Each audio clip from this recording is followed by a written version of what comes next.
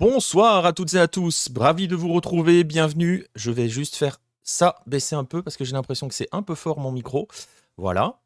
Bonsoir à tous, bienvenue sur Lucarne Américaine, 26e épisode. On est en direct, on est lundi, il est 22h07, donc ça veut dire qu'on a pris quasiment à l'heure, hein. Notez quand même la suite d'efforts, les efforts répétés que je mène pour maintenir mes horaires. Tout simplement, les horaires annoncés. Voilà, donc si vous nous écoutez en replay, n'hésitez pas à venir, hein. C'est le lundi, c'est à 22h, aux alentours de 22h. On va passer une heure et demie à parler de foot des Amériques du Nord au Sud, du Canada, on va pas dire du Groenland parce qu'on n'y est pas encore, hein, on verra ce qu'en fera l'autre là. Donc du Canada jusqu'à Ushuaia concrètement, et on va se promener un petit peu partout sur le continent. C'est valable ce soir parce que pour le coup, on va partir du nord et on va aller tout en bas jusqu'en Argentine. On va avoir trois parties, à peu près 3-4 parties aujourd'hui où on va parler de MLS, on va parler de CONCACAF, on va rendre un hommage aussi à une légende bolivienne parce qu'on n'a pas pu le faire dans les émissions précédentes. Donc là, on va pouvoir le faire et on terminera avec de l'Argentine et de la compétition continentale notamment. Bonsoir donc à ceux qui sont dans le chat pour l'émission en direct. Je vais les citer. Je sais qu'il y en a qui sont déjà tendus parce qu'il y a un match qui va pas tarder dans une heure. Bonsoir à Nacio qui lui a décidé de regarder en même temps Riestra Barracas Central. Voilà. Bonsoir à Paul Bismuth, à Romano, à ma foi. Alors je sais, en fait ma foi j'ai dit. Je ne sais pas s'il y aura une lucarne américaine. Je ne sais pas si j'aurai le temps de préparer l'émission. Donc voilà. Donc tu as peut-être compris qu'il n'y en aurait pas, mais j'avais dit je ne sais pas. Voilà. Écoute, j'ai réussi à préparer ce que je voulais préparer. Donc voilà. Je t'ai pris par surprise, j'ai cassé ton rythme des replays. Bah voilà, je suis désolé. Voilà, bonsoir à Football Chileno aussi qui est présent dans le chat, à Nostromo, Ibra donc qui est très tendu parce que River, au moment où on enregistre, joue dans une heure contre Racing et va donc mettre fin à sa saison d'à peu près dans une heure. Bonsoir à Red qui est là aussi et qui commence à chambrer. À Biscuit, à Gringo, à Matt Tibalt, Isanoé, et je crois que j'ai oublié personne pour l'instant. C'était juste pour la vanne, c'était mes deux clubs préférés, je sais, je n'en doute pas. Et le pire, c'est que je vais en parler de ces deux clubs-là. Voilà, je vais parler un petit peu justement de ce qui se passe en Argentine tout à l'heure dans l'émission. Voilà, je le disais, une heure et demie. Pas de dossier cette semaine parce qu'on a quand même pas mal de choses à voir derrière. Vous allez voir, je pense qu'on va bien la tenir l'heure assez facilement. Donc voilà, on va y aller sans plus tarder. Vous en avez l'habitude. Parfois, je mets un petit dossier, un petit jingle pour lancer les news et le dossier. On va pas lancer de jingle parce qu'on va y aller toujours. Je suis désolé pour Gringo aussi qui est dans le chat parce qu'on va évoquer des choses qui font mal, surtout pour lui. Je suis désolé parce qu'on va y aller. On va justement commencer là-dessus et on va justement commencer avec ces éliminatoires nord-américains. J'ai pas eu le temps d'écrire un bilan là-dessus. On a fait un live, on était ensemble pour vivre cette nuit assez folle d'éliminatoires de la CONCACAF. On va revenir sur ce qu'il s'est passé, sur les conséquences que ça a, parce qu'on commence déjà à avoir quelques conséquences dans certains pays, forcément. On n'en attendait pas moins. Donc on va parler de tout cela. On va quand même avant cela rappeler le contexte avant la dernière journée, les classements avant la dernière journée. Et pour ceux qui n'ont absolument rien suivi de ce qu'il s'est passé en CONCACAF, je vais même aller plus loin dans toute l'explication du contexte. On est sur le tour final de qualification pour la Coupe du Monde 2026. Les 12 survivants ont été répartis en 3 groupes de 4 et un seul se qualifiait directement pour la Coupe du Monde 2026. Le vainqueur de groupe se qualifie, donc il y en a 3 qui sont restaqués. 3 pas vraiment, parce que les 2 meilleurs deuxièmes décrochaient une place en barrage intercontinental. On va en parler dans un instant du barrage intercontinental, mais voilà. Et toujours pour dire, on a eu une soirée, donc une dernière soirée assez folle, parce que avant cette dernière journée d'éliminatoire, les groupes faisait qu'il y avait des finales dans tous les sens. Il y avait une finale à distance entre Panama et le Suriname dans le groupe A. Les deux équipes étaient à égalité de points et jouaient des équipes qui étaient déjà éliminées. Il y avait une finale directe pour la qualification entre Curaçao et la Jamaïque dans le groupe B. Les deux autres étaient déjà éliminés. Et il y avait une espèce de balai à 3 qui se jouait entre Honduras, Haïti et Costa Rica. Le Honduras était leader du groupe avant la dernière journée, à égalité de points avec Haïti, mais le Honduras se rendait au Costa Rica, alors que Haïti accueillait, entre guillemets, puisque Haïti ne joue pas chez lui, j'y reviendrai, le Nicaragua, et donc pouvait faire la bonne affaire. Et On l'avait dit aussi lors du live, le Costa Rica-Honduras, ça pouvait être un petit peu le match, comment dirais-je, le match des cocus, comme on dit, hein, ceux qui vont rester à quai. Et c'est finalement ce qui s'est passé. On va y revenir dans un instant. D'ailleurs, on va y aller. Le choc du Suriname est rude, il faut le dire, nous Nostromo. On va voir, on va voir. On va voir. C'est vrai que c'était sûr qu'il y aurait une lucarne américaine ce soir. Nico ne manquerait pas un Barracas central pour Reno Monde. Voilà. Évidemment. C'était soit lucarne américaine, soit Barracas central. Voilà. Donc, je disais. Il y avait cette possibilité donc que Honduras et Costa Rica, s'ils ne s'imposaient pas, si aucun des deux ne s'imposait, restent tout simplement à quai.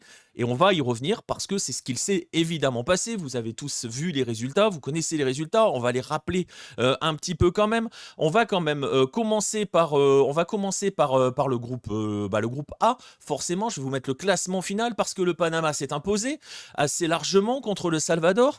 Et la surprise, ou pas d'ailleurs, hein, parce que finalement, ça a tenu à rien, hein, l'élimination du Guatemala. Le Guatemala a fait tomber le Suriname, 3-1, ce qui a permis à Panama de prendre la première place et donc la qualification directe pour la Coupe du Monde.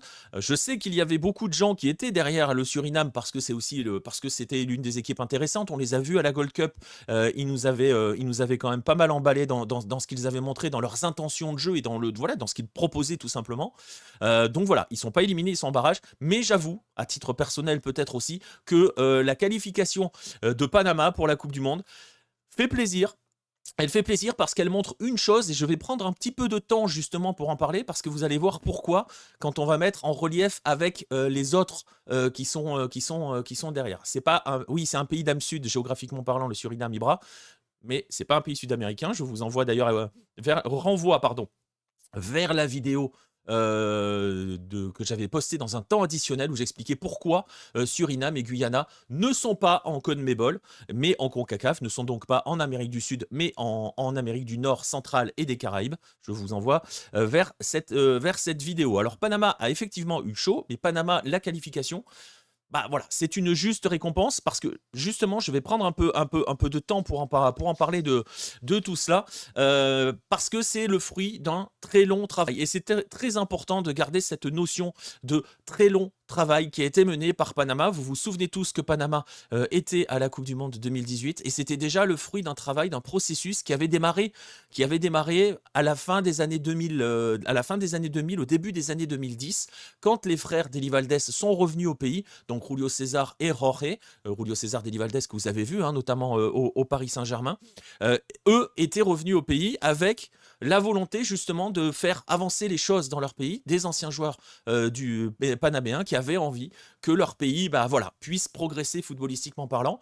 Et ils avaient un modèle en tête, ils ont eu un modèle, beaucoup ont eu ce modèle, peu l'ont gardé, en tout cas Panama l'a gardé, ce modèle, vous devinez où je vais en venir, c'est l'Uruguay d'Oscar Tabarez, c'est le modèle selon lequel la sélection, c'est un club, et donc il faut fortifier les bases, fabriquer la jeunesse pour que ensuite les jeunes progressent dans les catégories et finissent en A, donc dans l'équipe première du club qui est la sélection. C'est ce qui a été mis en place. Donc à partir de 2010, je le disais, ils sont allés à la Coupe du Monde avec Bolillo Gomez qui avait insufflé une volonté de proposer un peu plus de jeu, tu vois, d'être pas trop sur des trucs défensifs. Et la deuxième révolution qui s'est inscrite dans cet esprit-là et qui est allée encore plus loin, c'est l'arrivée d'un homme, l'arrivée de Thomas Christiansen, le sélectionneur, qui est arrivé en 2020. Oui, en 2020, vous entendez bien, ça veut dire qu'il est là depuis 5 et donc il sera là depuis 6 ans quand il sera à la Coupe du Monde. Vous comprenez aussi, parce que vous savez que Panama n'était pas à la Coupe du Monde 2022, que Panama n'a pas jeté le bébé avec l'eau du bain quand ils ne se sont pas qualifiés à la Coupe du Monde 2022. Ils ont perdu leur place en qualificative à 2 journées de la fin, concrètement. Ils ont gardé Christiansen, et Christiansen, lui, il est allé encore plus loin avec son staff, c'est-à-dire qu'ils a conservé ce modèle, entre guillemets, ce modèle uruguayen, on va dire, de club sélection, et il a ajouté une petite touche bielciste, on va dire, puisque lui, avec son staff, ils ont passé leur temps, ils le font encore, à parcourir le pays pour donner des séminaires, des conférences, pour former les entraîneurs de demain, pour mettre en place tout cela, pour que tout infuse au niveau des clubs. Je le disais, c'est ce que faisait Bielsa au Chili, il faisait la tournée du pays pour donner je sais pas si on peut dire des cours, mais vous voyez, des séminaires, des conférences, c'est le mot que je cherchais, pour viser, à destination des différents entraîneurs du championnat chilien. Et voilà, la différence donc avec tous les voisins de la zone, c'est que dans ce système-là, vous voyez que la sélection était très proche des clubs, était impliquée avec les clubs, donc les clubs se sont impliqués derrière la sélection, et en fait tout le monde s'est mis derrière ce mouvement général qui a été initié, donc je disais, au début des années 2010 par les frères Deli Valdés, puisque l'État s'en est mêlé, et donc l'État et le secteur privé, notamment. Le gouvernement a investi près de 170 millions d'euros pour rénover l'ensemble des infrastructures du pays, des infrastructures sportives, pour en faire des nouvelles et pour justement en construire de nouvelles. Ils n'ont plus voulu se dire on va essayer de s'appuyer sur des expatriés ou des binationaux qui ont un lointain machin. Non, non, on va former nos gamins. Du coup, ils ont mis en place ces infrastructures. C'était assez compliqué au niveau de la Ligue de football panaméenne. Tout a été réformé. Ils ont mis en place la Liga Panameña de Football en 2009. Ils ont établi des passerelles et des ponts entre eux, la Ligue panaméenne, l'Espagne et le Costa Rica notamment. Thomas Christiansen vient d'Espagne notamment. Ils ont trouvé des financements privés et ils ont surtout organisé la diffusion, la visibilité de leur championnat dans des stades qui ont été rénovés. Vous avez donc un produit phare qui est la première division panaméenne qui permet aux jeunes qui se lancent dans le football de se dire on va pouvoir accéder au professionnalisme dans la ligue principale, qui est diffusée, qui se joue dans des bonnes conditions, qui a une visibilité et qui permet aussi de s'exporter. Le travail chez les jeunes, on le dit, moi j'en avais déjà beaucoup parlé quand on voit Panama qui depuis plusieurs années vient notamment au tournoi Révélo, le tournoi des U23, qui est un petit peu une sorte de coupe du monde des U23. Ils y viennent, ils l'ont gagné d'ailleurs, ils y viennent tous les ans, ils font tourner les effectifs, ils vont un petit peu partout. Et donc pendant ce temps-là, ce qui s'est passé, c'est que donc comme le mouvement a été initié, comme la vague a été initiée, tout le monde l'a suivi, les clubs se sont mis derrière ça, ont développé leur centre de formation, des académies ont été créées un petit peu partout dans le pays, il y a eu un gros maillage un peu à la sauce Bielsa, comme il le faisait au Mexique, notamment quand il était à l'Atlas, etc., etc. Tout ça toujours avec le soutien financier de l'État et du secteur privé. Des championnats nationaux ont été créés, ils sont, pour les U14 et les U16 notamment, la fédération a créé un département spécial pour former les recruteurs et les scouts de demain du pays. Donc il y a une structure qui en gros, va vous former, on va dire une formation diplômante pour devenir recruteur, dénicheur de talents. Et la dernière pierre de cet édifice-là, de cette progression linéaire dans le pays, c'est ce projet que vous voyez si vous avez les images. C'est le Clairefontaine panaméen qui est en cours de construction.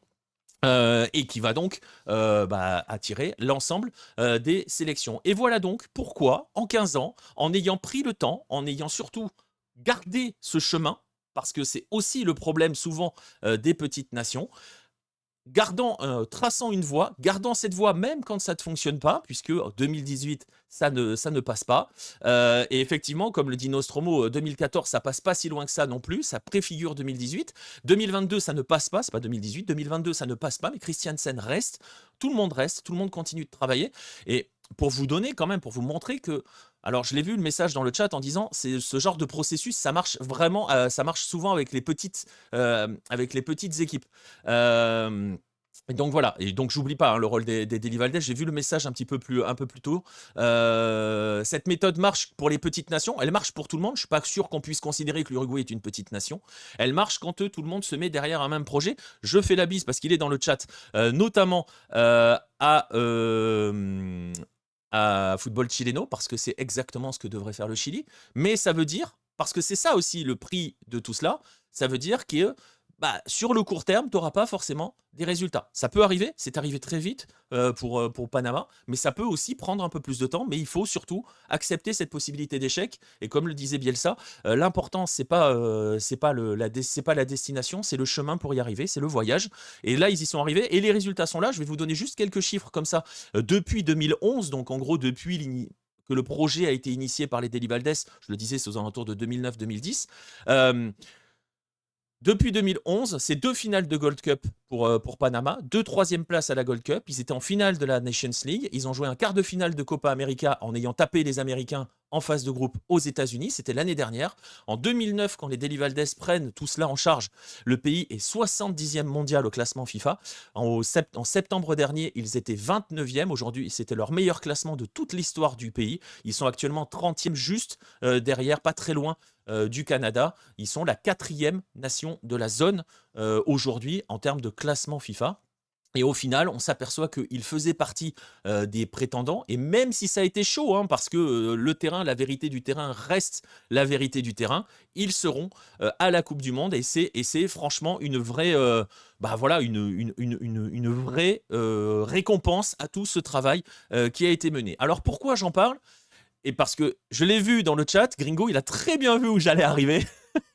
Et il a mis le message, le jour où on aura envie de tous bosser ensemble sans conflit d'intérêt, voilà où je voulais arriver. Si j'ai fait ce petit focus-là, c'est aussi par rapport à cette zone-là. C'est parce qu'on va parler de ce qui s'est passé dans ce groupe B avec la Jamaïque qui a été incapable de battre Curaçao à la maison, à Kingston. Curaçao avait besoin de ne pas perdre pour rester devant la Jamaïque dans le groupe B. Curaçao est resté devant la Jamaïque dans le groupe B. Curaçao sera donc la plus petite nation de l'histoire à disputer une phase finale de Coupe du Monde. On est assez content de les voir parce que pareil, on voit des choses sur le terrain. Alors eux, la politique, elle est évidemment différente. C'est un peu comme le Suriname, il y a une politique de binationaux, ça c'est clair. Mais on est dans des contextes différents par rapport à Panama, quoique je sais pas, remarque, je n'ai pas trop l'intérieur, comment ça fonctionne en termes de club au niveau des pays. Mais voilà, dans ce genre de processus, le plus dur est de savoir si le chemin est le bon ou si à un moment, cet échec ne fait pas partie du processus, mais doit nécessiter un changement de sélectionneur, par exemple. C'est vrai, c'est toujours la délicate question, mais quand tu vois, par exemple, que la dernière fois pour la Coupe du Monde 2022, puisqu'on parle, par exemple, de Christiansen en 2022, ça se joue à un match nul à la maison contre le Honduras. Derrière, il y a la défaite aux États-Unis. Et pendant ce temps-là, le Costa Rica passe devant. Et là, c'est fini. Et, donc, voilà. Donc, tu te dis, sur ce qu'on voyait, sur le contenu, sur ce que tu vois sur les Gold Cup, sur ce que tu vois de manière générale, tu sentais que le chemin était le bon. Voilà. Et ils ont eu, entre guillemets, l'intelligence de voir que le chemin était le bon. Et au final, ils sont récompensés. Par rapport aux politiques de binationaux, effectivement, comme le dit Biscuit, pourquoi s'en priver parce qu'on n'est absolument pas dans des histoires de naturalisation comme le font par exemple les Émirats Arabes Unis. On parle de véritables binationaux avec des vrais liens. J'ai déjà parlé, je l'avais évoqué un petit peu dans la vidéo sur le Suriname, comment le Suriname a longtemps alimenté les Pays-Bas. Parce que pendant très longtemps, il était interdit aux binationaux de jouer avec la sélection surinamaise. Ça a changé. Et donc, on voit les résultats et les différences aujourd'hui. Mais après, les binationaux, c'est pareil. Hein, je pense qu'il y a d'autres éléments qui font que ça marche pour certains, ça marche pas pour d'autres. Mais en tout cas, on parle de binationaux, on parle pas de naturalisation.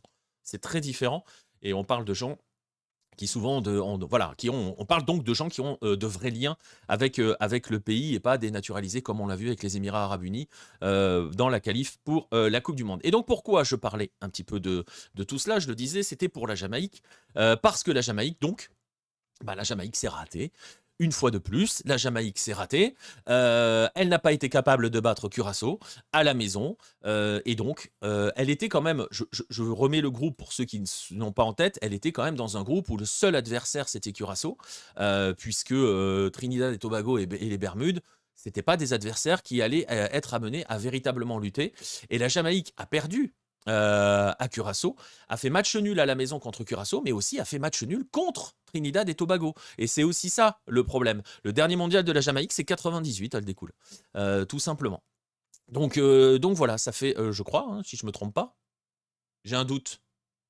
Corrigez-moi dans le chat, mais j'ai un doute. Mais il me semble que c'était 98. J'ai un vrai doute. Ouais, c'est ça, hein, merci. Merci, voilà, j'ai eu un bug, j'ai douté, c'est à ça que sert le direct, c'est à ça que sert le chat, merci les gars. Et donc voilà, si j'ai parlé de Panama, si j'ai parlé de jeter le bébé avec l'eau du bain, parce que c'est ce que va faire la Jamaïque, tout simplement, c'est ce qu'il est en train de se passer. Puisque ça commence à frapper dans tous les sens. L'entraîneur McLaren a démissionné quasiment illico presto, hein, c'est terminé, 18 mois à la tête de la sélection. Vous voyez que là c'est pareil, la notion de continuité, voilà. Et donc voilà, et elle se retrouve donc maintenant prise dans un espèce d'étau classique qui plombe véritablement le foot jamaïcain. Gringo, je pense, le dit aussi un petit peu dans le chat. Il m'a envoyé un gros message là. J'ai pas forcément le temps de tout lire, mais oui, bah voilà.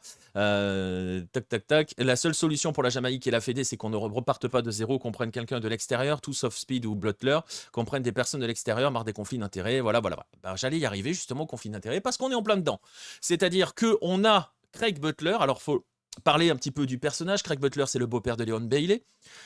C'est un homme qui dirige une académie au pays, qui est très influent au pays. Et c'est un homme qui a fracassé McLaren dès le coup de sifflet final devant les caméras, qui depuis est partout dans les médias jamaïcains pour essayer de venir faire le chevalier blanc, pour expliquer qu'il faut retrouver l'ADN jamaïcain, voilà, dans le jeu des équipes qui sont basées sur la vitesse parce que les Jamaïcains vont vite. Je le laisse avec ses propos. Bon, bref, voilà. On va rappeler quand même que ce garçon-là, que cet homme-là, avait déjà, et passez-moi l'expression, mais foutu le bordel à l'époque du sélectionneur islandais Al Grimson. Il lui avait carrément plombé son cycle. Vous vous souvenez peut-être des différentes affaires avec Leon Bailey, avec les sorties nocturnes des joueurs. Il y a encore un scandale de sorties nocturnes des joueurs qui sont du côté, enfin qui sont dans la galaxie Craig Butler, qui ont des comportements entre guillemets inappropriés ou on va dire pas dignes de professionnels. En cadre de la sélection et qu'il faudrait soi-disant protéger par rapport aux autres. Il y a à nouveau un scandale avec certains joueurs là par rapport autour du match face à Curaçao. Donc il revient pour faire jouer le Chevalier Blanc alors qu'il a plombé le cycle précédent, alors qu'il a donc fait perdre du temps à la Jamaïque puisque Steve McLaren est arrivé il y a 18 mois pour construire quelque chose avec un contexte qu'il ne connaît pas. Et donc on sait aussi ce qu'il y a derrière. Gringo l'évoquait dans le chat, il y a cette volonté tout simplement de se placer, de récupérer une part du gâteau parce que on a une fédération qui est complètement dépassée, on a des agents et des gens qui tournent autour qui ont de véritables intérêts. D'une part, à ce que quand ils ne sont pas en poste, ça se casse la gueule pour récupérer la place et récupérer le gâteau.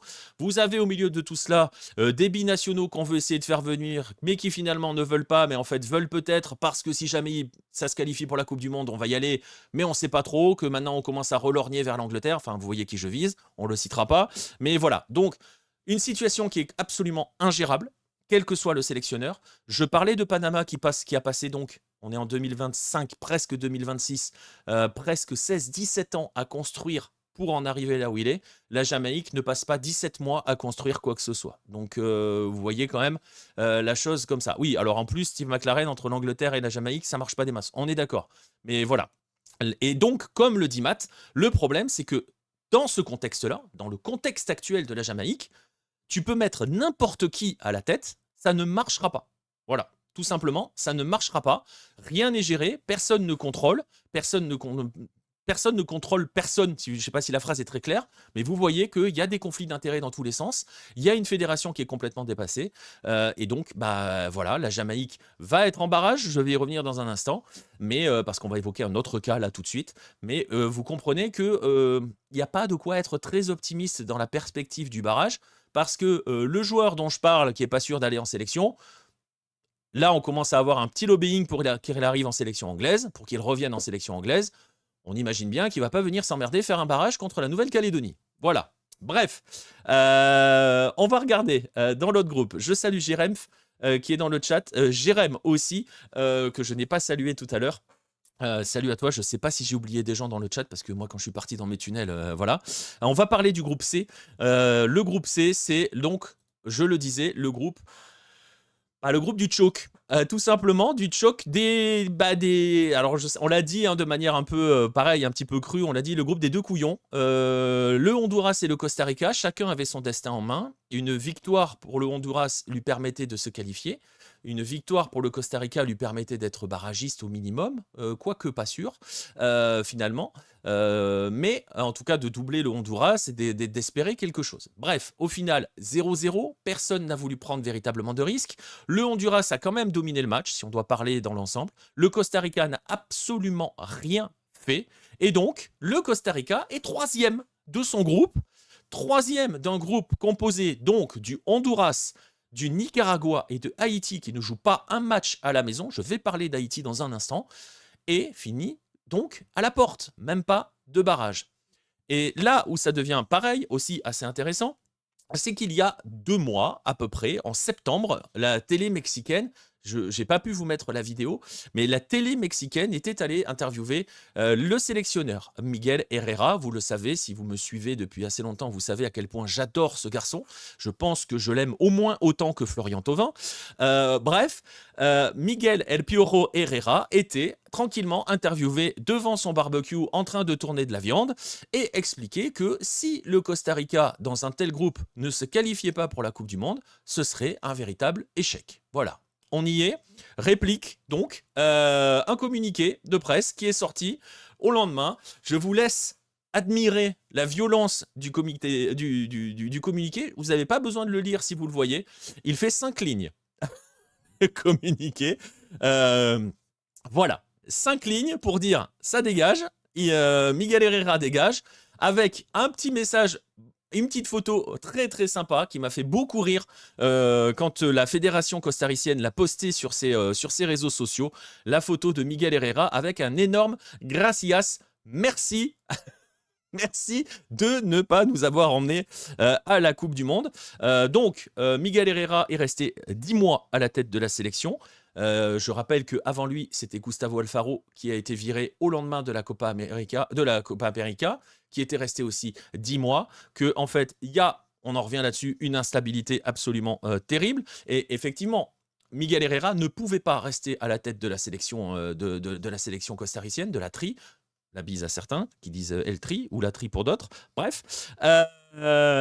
Parce que effectivement, on est dans une campagne de qualification, et c'est ce que disait El Piojo Herrera d'ailleurs dans l'interview, où il n'y a pas le Mexique, il n'y a pas le Canada, il n'y a pas les États-Unis. Et donc, pour Miguel Herrera, le Costa Rica devait se qualifier, et pour tout le monde, le Costa Rica devait se qualifier. Si je vous remontre rapidement le groupe, vous voyez qu'ils sont 3e, donc pas beaucoup de points, mais surtout, ça veut dire que dans un groupe où ils ont accueilli le Honduras, Haïti et le Nicaragua, le Costa Rica termine avec une seule victoire, 4 matchs nuls et une défaite contre Haïti. Donc, c'est absolument terrible. C'est une énorme surprise. C'est en fait, en espagnol, on dirait un fracasso. Donc, voilà, un énorme échec. Mais vous avez gardé en tête ce que j'ai raconté sur Panama, qui ne s'applique pas donc en Jamaïque. Alors, il n'y a pas les conflits d'intérêts comme il y a en Jamaïque, mais on est exact dans le même processus qui touche beaucoup de nations centro-américaines, ce recyclage de mercenaires, parce que vous voyez, je parlais de Panama, le travail dans la continuité, je parle donc pour la Jamaïque de ces histoires de conflits d'intérêts à la Fédé, avec les gens qui gravitent autour, avec les joueurs, la sélection et tout machin. Là, au Costa Rica, on est dans la 3e manière de plomber une sélection et de plomber, entre guillemets, le développement d'un football local, c'est d'aller chercher un petit peu toujours le même type de profil de sélectionneur. Et ce qui fait mal, c'est terrible à dire comme ça, ce qui fait un petit peu mal au Costa Rica, c'est justement les héritages de certaines Coupes du Monde. L'héritage de 90 avec Milutinovic, l'héritage aussi plus récent de 2014, où on avait eu, c'était Pinto, je crois, de mémoire, du côté de 2014, avec cette volonté de miser sur pas de construire, mais de fabriquer ponctuellement une équipe capable d'être extrêmement efficace, d'aller engranger des points et donc de réaliser des petites épopées. C'était le cas de Milutinovic qui avait construit un groupe et on ne sortait pas de ce groupe-là. C'était le cas de Jorge Luis Pinto, je cherchais son prénom, merci à Gringo dans le chat. Et à l'époque, le Costa Rica, c'était avant tout une équipe qui défendait extrêmement bien et qui s'appuyait sur Brian Ruiz et Joel Campbell. Et derrière, on a fait venir que des joueurs qui ont fait cela. Il y a eu un tout petit... Il n'y a pas eu d'évolution, il n'y a pas eu de construction, que des profils d'entraîneurs très souvent sud-américains, parfois colombiens. On a eu Luis Fernando Suarez, vous vous souvenez peut-être de Luis Fernando Suarez, qui a fait un Costa Rica qui était peut-être l'un des pires en phase finale de Coupe du Monde en 2022. Qui n'était pas fou à la Gold Cup non plus. Voilà où en est le Costa Rica, sachant qu'en plus, et ça je l'ai déjà dit plusieurs fois dans différentes émissions, ce dont j'ai parlé pour Panama avec les clubs qui travaillent, qui avancent, tout le monde qui est main dans la main, qui travaille vers un même objectif, les clubs au Costa Rica sont en train de je vais pas dire mourir parce que c'est un peu faire les Cassandres, mais sont dans une très très grande difficulté pour déjà exister au sein de la CONCACAF. Ils ont été relégués derrière les clubs canadiens, je sais pas si on se rend compte du truc, en termes de visibilité, de place offerte en CONCACAF Champions et de choses comme ça. Donc il y a un football de club qui est en souffrance économiquement et sportivement parlant. Il y a un travail qui est mené que sur du court terme généralement avec la sélection. Miguel Herrera, 10 mois. Gustavo Alfaro, 10 mois. Voilà. Il y a un travail de fond, pareil, on est dans le même principe que beaucoup de sélections malheureusement. Il va falloir va falloir se mettre à construire et à travailler là-dessus. Ils sont si mauvais les clubs colombiens, les clubs canadiens. C'est pas la question, c'est-à-dire que la CAN Première Ligue a été créée il y a moins de 10 ans, donc avec des clubs qui se construisent à peine, et on parle face à eux de clubs historiques du football de la CONCACAF. Je parle des Herediano, des Deportivo Saprissa, des Alajuelense, des Cartagines. Ces clubs-là sont des clubs historiques du paysage nord-centro-américain. On ne les voit quasiment plus. Ils sont obligés de passer par un tour préliminaire pour aller en CONCACAF Champions. Ils sautent très très vite. Et encore, il n'y en a que un ou deux qui y vont. Alajuelense gagne la Centro-Americana à chaque fois et va en CONCACAF Champions. Ils ont du mal à exister. Et c'est des clubs, ouais, mais c'est des clubs, je vois les messages dans le chat sur le côté, ils sont capables de faire sortir des clubs mexicains en CONCACAF Champions. Oui, des Herediano, des Saprissa, des Alajuelense sont des grands clubs de la zone et sont en train de se voir un petit peu damer le pion ou prendre la place en termes de marketing, de visibilité et de place tout simplement de spot en compétition continentale par des clubs qui ont moins de 10 ans, qui jouent dans un championnat qui ont moins de 10 ans, des Forges FC, des Vancouver FC, pas des clubs de Canadiens qui évoluent en MLS, des clubs de Cannes Première Ligue. Donc c'est ça aussi qui est en question. Je trouve pas que ce soit tant une surprise, c'était évident qu'à la retraite de la génération Navas, Borges, Campbell, Echo, ça devait plonger. Campbell et Navas sont toujours là, Gonçalves. Voilà. Mais très honnêtement, il y a quelques joueurs. Il y a quelques joueurs costariciens qui sont de très bonne qualité, notamment offensivement, et je pense que c'est ce qui va être reproché à Miguel Herrera, notamment sur ses éliminatoires, c'est de ne pas les avoir fait tout le temps jouer. Voilà. Manfred Ugalde qui joue en Russie, par exemple, n'a pas joué l'ensemble du match face au Honduras, si je ne me trompe pas, ou c'était peut-être le match d'avant. Mais voilà, donc non, ils ont ils ont une génération, et ils ont surtout, par rapport au message de Nostromo, le Costa Rica qui faisait que garer le bus, ils ont gardé ce côté, on gare le bus et sur un malentendu ça peut passer, alors qu'ils ont les joueurs pour. Mais encore, faut-il vouloir le faire. Martinez ou Galdé, voilà. Il n'a pas pris Jimmy Marine aussi, c'est vrai, exactement, qui joue en Russie. Tu as raison, Nacio. Donc voilà, il a ce qu'il faut. Hein. Franchement, ils ont de quoi construire une bonne sélection. Et surtout une sélection à qui tu peux mettre en place une vraie idée, une vraie idée de jeu. Très franchement, on va pas se mentir. Tout à l'heure, il a été dit le travail que fait Panama, n'importe quelle petite sélection peut le faire. N'importe quelle sélection, en fait, peut le faire. Et très franchement, le Costa Rica peut le faire. Voilà. Parce que vous n'allez pas me dire que Panama est plus riche et, entre guillemets, bénéficie d'un matériel humain, même si le mot est un peu impropre, supérieur au Panama. Bref, en tout cas, vous le voyez, dans ce groupe, ce qui fait plaisir, c'est de voir Haïti. C'est de voir Haïti aller à la Coupe du Monde. Première fois, enfin pas première fois, mais première fois depuis 1974, dans un contexte qui malheureusement est toujours aussi compliqué, pour ne pas dire autre chose. Voilà, c'était déjà le cas en 74, hein, à l'époque des Duvalier, où c'était un enfer autour de la sélection. Je vous invite d'ailleurs à aller lire, je vais faire un peu de promo, mais je vous invite à aller lire le papier que j'avais écrit dans le magazine numéro 3 et que j'ai publié sur le site en septembre, pendant la Copa América. Non, pendant la Gold Cup, pardon, je vais y arriver, au mois de juin dernier sur le site. Je vous mettrai le lien dans la description où justement il y a toute cette histoire de l'épopée de 74 avec des intervenants, hein, un joueur qui était un personnage qui était un des joueurs de l'époque, Philippe Vorbe, des journalistes haïtiens. Je vous invite à le lire. Pourquoi ? Parce que c'est l'un de mes papiers que j'ai le plus kiffé écrire. Voilà, c'est un papier que j'ai adoré écrire et c'est un de mes préférés, pour dire les choses. Il est sur le site. Il est aussi sur le mag en version digitale maintenant parce que le numéro 3 n'est plus disponible. Mais bon, ils sont de retour. C'est ce qu'on retient pour la première fois depuis 1974.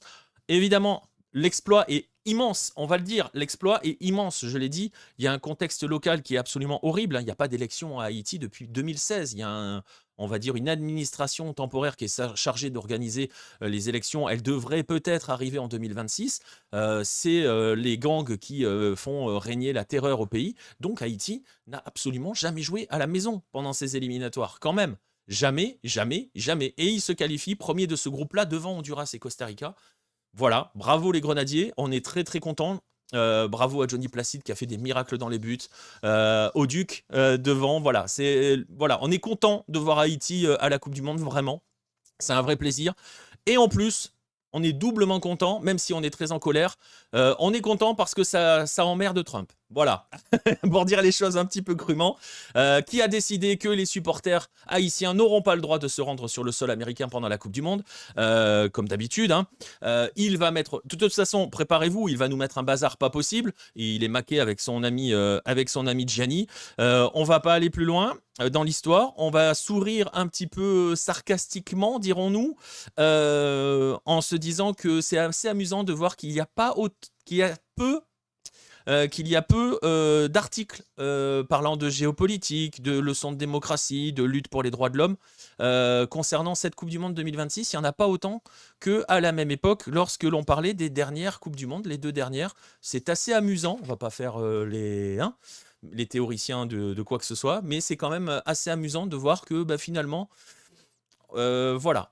On va rappeler, nous on l'a vécu avec la Gold Cup, que les Ice mettaient un bazar pas possible. On rappelle que certaines sélections qui étaient présentes à la Gold Cup, notamment le Guatemala, avaient demandé à leurs supporters de ne pas se rendre aux États-Unis parce que c'était risqué. Et quand on sait ce que ça veut dire dans les stades, notamment de la Gold Cup, et en termes de soutien, c'est très compliqué. On espère que... Je ne sais même pas ce qu'il faut espérer, en fait, même des 3 dernières, car au Brésil, ça parlait de racisme et inégalité sociale. Tu as raison, Nacio, c'est vrai, c'est tout à fait. Non, mais c'est amusant. Alors peut-être que ça viendra, hein, va falloir se dépêcher un petit peu, va falloir s'y mettre, parce qu'il serait quand même temps de se réveiller vu ce qu'il est en train de se passer. Mais voilà, l'Ice est en roue libre, tu l'as dit. Ça risque d'être sacrément compliqué. Et c'est terrible, hein, mais je rappelle que Trump a déjà menacé les supporters brésiliens d'être interdits de territoire. Donc voilà, il y a une diaspora haïtienne aux États-Unis, donc bon, oui, mais Ibra, l'ICE qui traîne aux abords des stades pour embarquer les gens, je peux t'assurer qu'on l'a vu pendant la Gold Cup, ça calme. Voilà, ça calme et les gens ne vont peut-être pas y aller. Est-ce qu'on est en train de se dire que la meilleure des choses qui pourrait arriver à Haïti, c'est d'être dans un groupe qui se joue au Canada ou au Mexique? L'Iran aussi n'aura pas ses supporters. Et donc voilà, pourquoi pas. On verra. On verra aussi, tiens d'ailleurs, si le tirage au sort arrange un petit peu les intérêts politiques de l'autre fou furieux qui tient la Coupe du Monde dans ses mains. Donc voilà. L'ICE, c'est une sorte de milice anti-immigration, on va dire.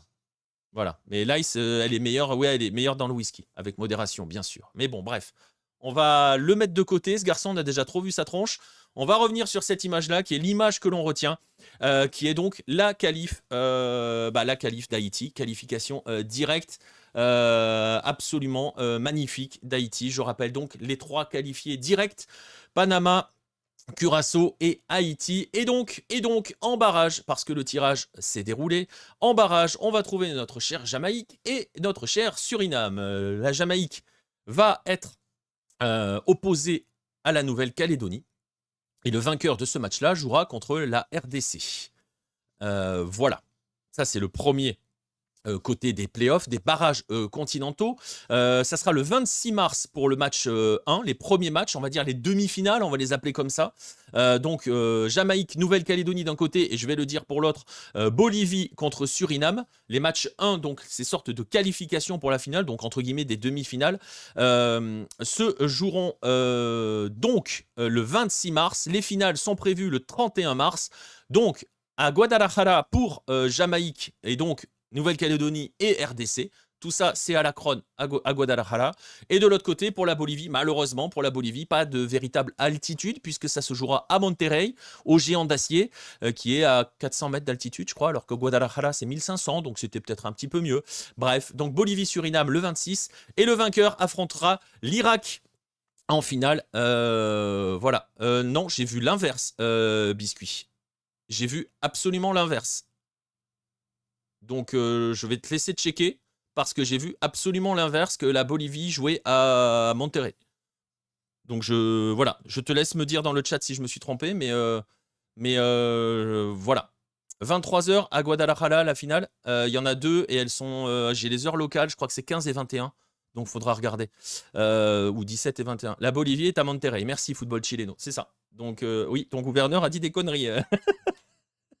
C'est peut-être pas le dernier. Bref, rendez-vous 26 et 31 mars, donc sur la prochaine fenêtre. La prochaine fenêtre. Mais tu parles de quelle finale, Ibra? Ah, la finale de Guadalajara, pardon. Excuse-moi, j'avais mal lu ton message. Donc le RDC contre Jamaïque ou Nouvelle-Calédonie, c'est à 23h, heure française. Vous imaginez qu'il y a de très fortes chances pour qu'on se fasse ça en live. Hein, voilà. Rendez-vous donc 26 et 31 mars. Voilà pour les éliminatoires nord-américains. Voilà pour faire le point global. J'avais pas eu le temps de faire un article là-dessus parce que les derniers jours ont été quand même, vous l'avez vu, un peu denses. On va quand même, j'évoquais la Bolivie. On va faire une petite parenthèse parce qu'on est obligé de faire cette parenthèse-là. On va parler de la Bolivie un instant pour rendre hommage surtout à une personne, un homme qui est décédé le 14 novembre dernier à l'âge de 72 ans, Xavier Ascargorta. Ça ne vous parle peut-être pas si vous êtes un peu jeune. Je ne sais pas, ou si vous avez un petit peu, voilà, si vous avez quelques histoires là-dedans, on verra. Peut-être que vous savez qui c'est. En gros, c'est un basque, un basque espagnol, qui s'est éteint donc à l'âge de 72 ans, qui a été joueur à l'Athletic Bilbao notamment, mais qui surtout reste dans l'histoire du football bolivien, et vraiment dans l'histoire du football bolivien, parce que c'est lui qui a offert à la Bolivie sa dernière qualification à la Coupe du Monde. C'était aux États-Unis en 1994.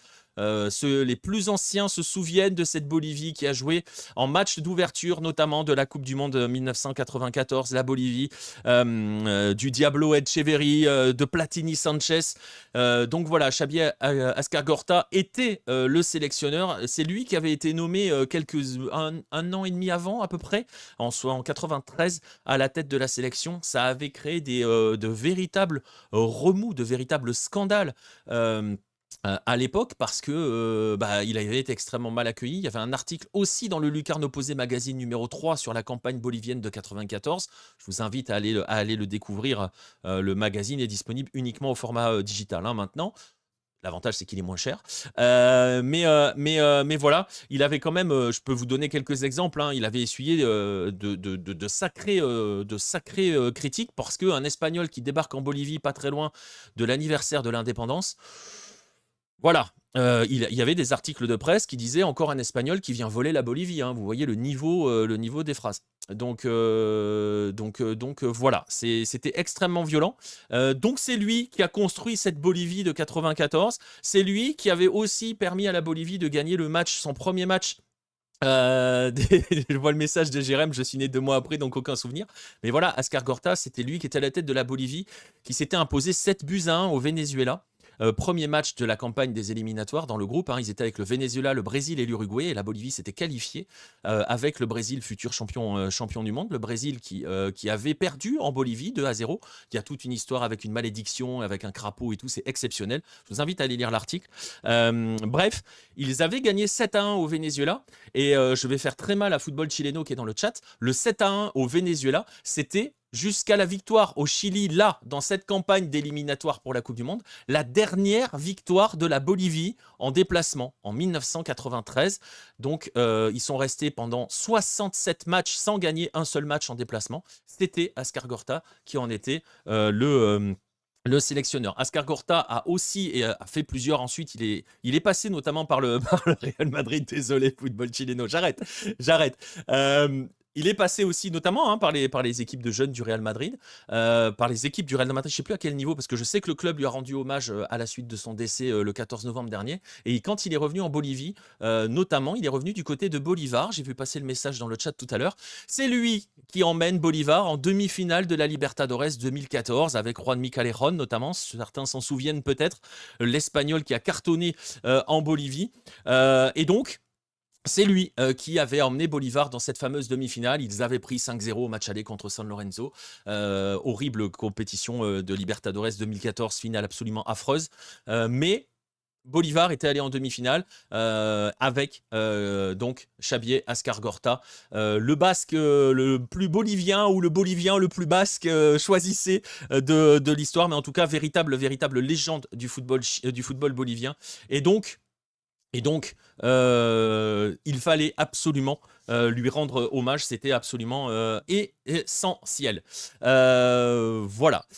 On va en parler dans un instant, Pierre, de tout cela. Bonsoir à toi qui viens d'arriver dans le chat. Je voulais rendre cet hommage à Ascargorta, donc véritable légende du football bolivien. Je vais remercier aussi Nacio pour son sub, 10e mois d'abonnement. Merci beaucoup, Nacio. Bien triste, oui, mais voilà. Mais bon, mais pareil, c'est important, tu vois, toujours important de rappeler le poids de certaines personnes, d'entretenir l'histoire de ces personnes qui ont marqué aussi la grande histoire du football et l'histoire de certains footballs comme le football bolivien. On était donc sur les barrages, on est allé en Bolivie, on va revenir un tout petit peu en Amérique du Nord.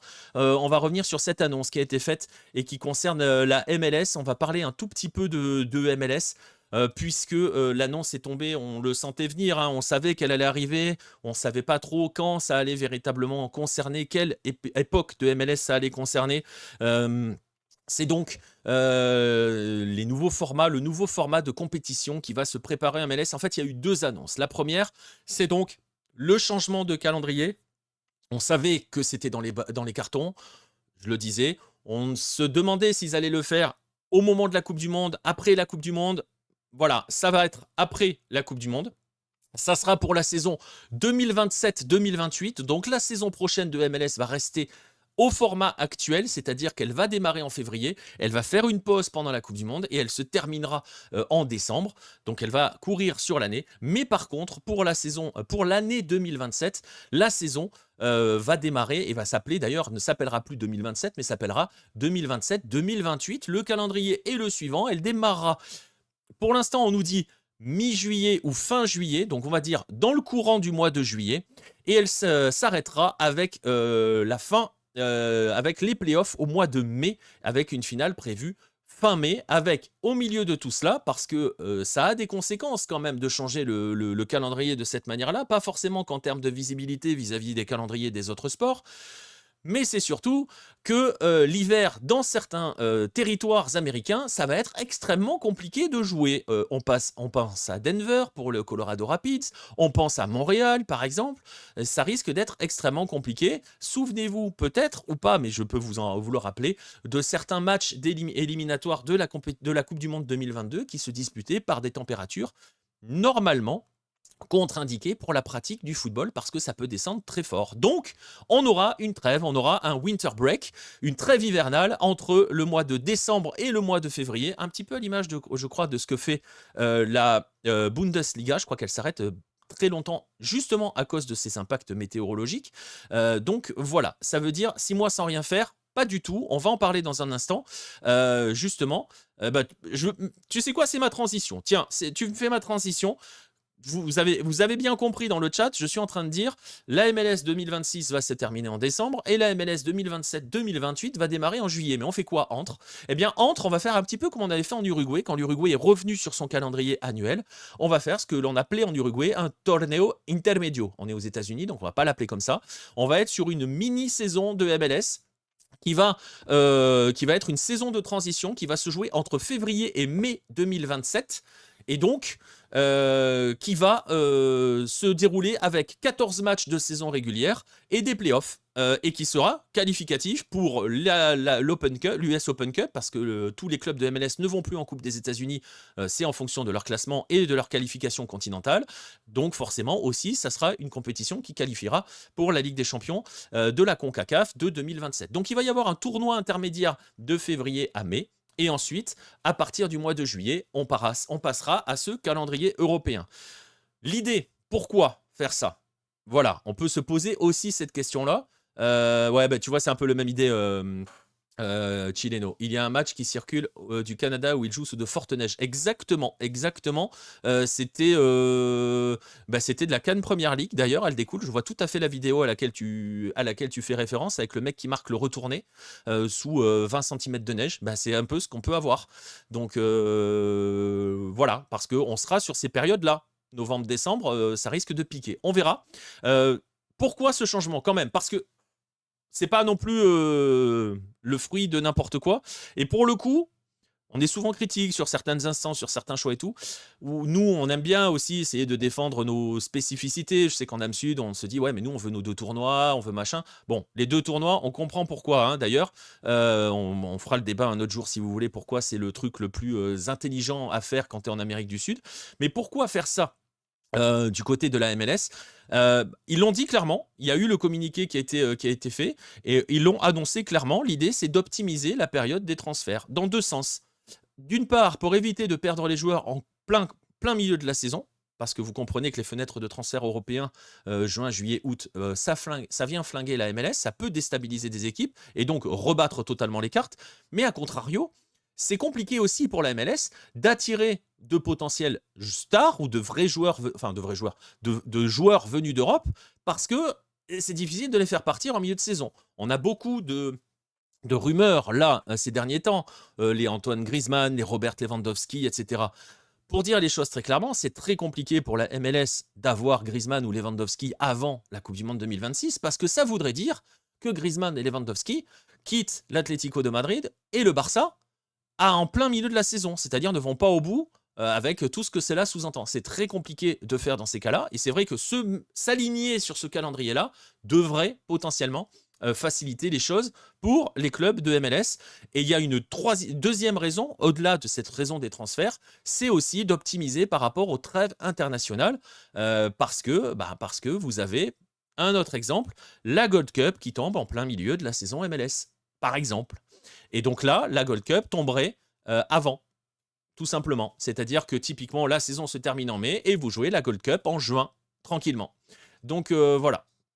J'ai pas l'impression que le marché MLS soit tant scruté que ça pour les transferts. Par les clubs européens, quand même, beaucoup.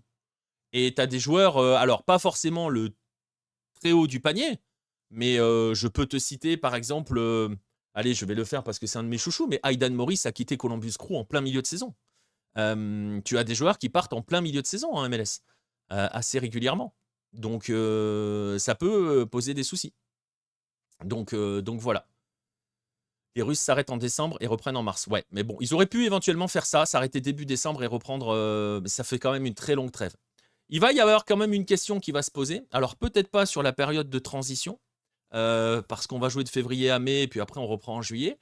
Mais après, une fois que ce calendrier est mis en place, donc à partir de la saison 2027-2028, je ne sais pas si vous voyez où je veux en venir, il y a quoi habituellement au mois d'août?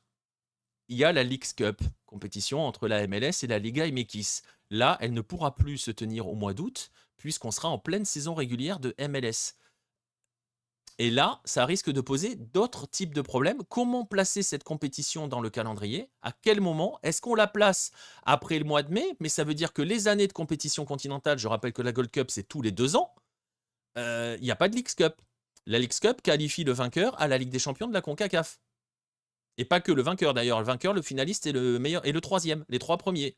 Comment fait-on? Où la place-t-on? Ça va être compliqué. Donc voilà, mai-juin, tu pourras pas. Mai-juin, si tu as une Gold Cup, tu pourras pas jouer la Leagues Cup en même temps que la Gold Cup. Donc ça va être compliqué. Voilà, on n'a qu'à la supprimer. Mais si on la supprime, ça veut dire qu'il faut réattribuer les spots qui étaient offerts par rapport à cette compétition. Donc 3 spots pour des Mexicains ou des Américains. Et à qui tu les donnes? Les 3, c'est un chiffre impair. Voilà, voilà, voilà. Bref, c'est une autre question. Pour l'instant, il n'y a pas de réponse. On peut faire le winter break et la jouer au Mexique. Je sais que ça, c'est une vanne que m'avait déjà fait Red dans un live. Oui, sauf qu'au Mexique, les places seront nettement moins chères que si tu la joues aux États-Unis. Bref, on verra. Ils n'en ont pas parlé pour l'instant de la Leagues Cup. J'ai rien vu passer par rapport à comment la placer dans ce nouveau calendrier-là. Mais c'est la première donc annonce qui a été faite durant la semaine dernière. Et la deuxième annonce, elle est aussi liée à ce changement parce qu'elle va concerner ces saisons-là. C'est cette fameuse annonce sur le MLS Season Pass. Vous le savez, si vous voulez suivre la MLS, à l'heure actuelle, le seul moyen, c'est de s'abonner au MLS Season Pass qui coûte 15 $ par mois ou 99 à l'année, je crois, quelque chose comme ça. Donc voilà, qui vous donne accès à la MLS, à la Leagues Cup, à la MLS Next Pro, etc. etc. J'entre pas dans le détail de l'offre, ceci n'est pas une vidéo sponsorisée, donc voilà. De toute façon, ça sert à rien puisque l'annonce qui a été faite, c'est que le Season Pass disparaît et la MLS va être inclus dans l'abonnement Apple TV, donc l'abonnement que certains ont pour voir des séries, des films, etc. etc. Donc la MLS va être incluse là-dedans à partir de la saison prochaine, de 2026, donc avant même de changement de calendrier.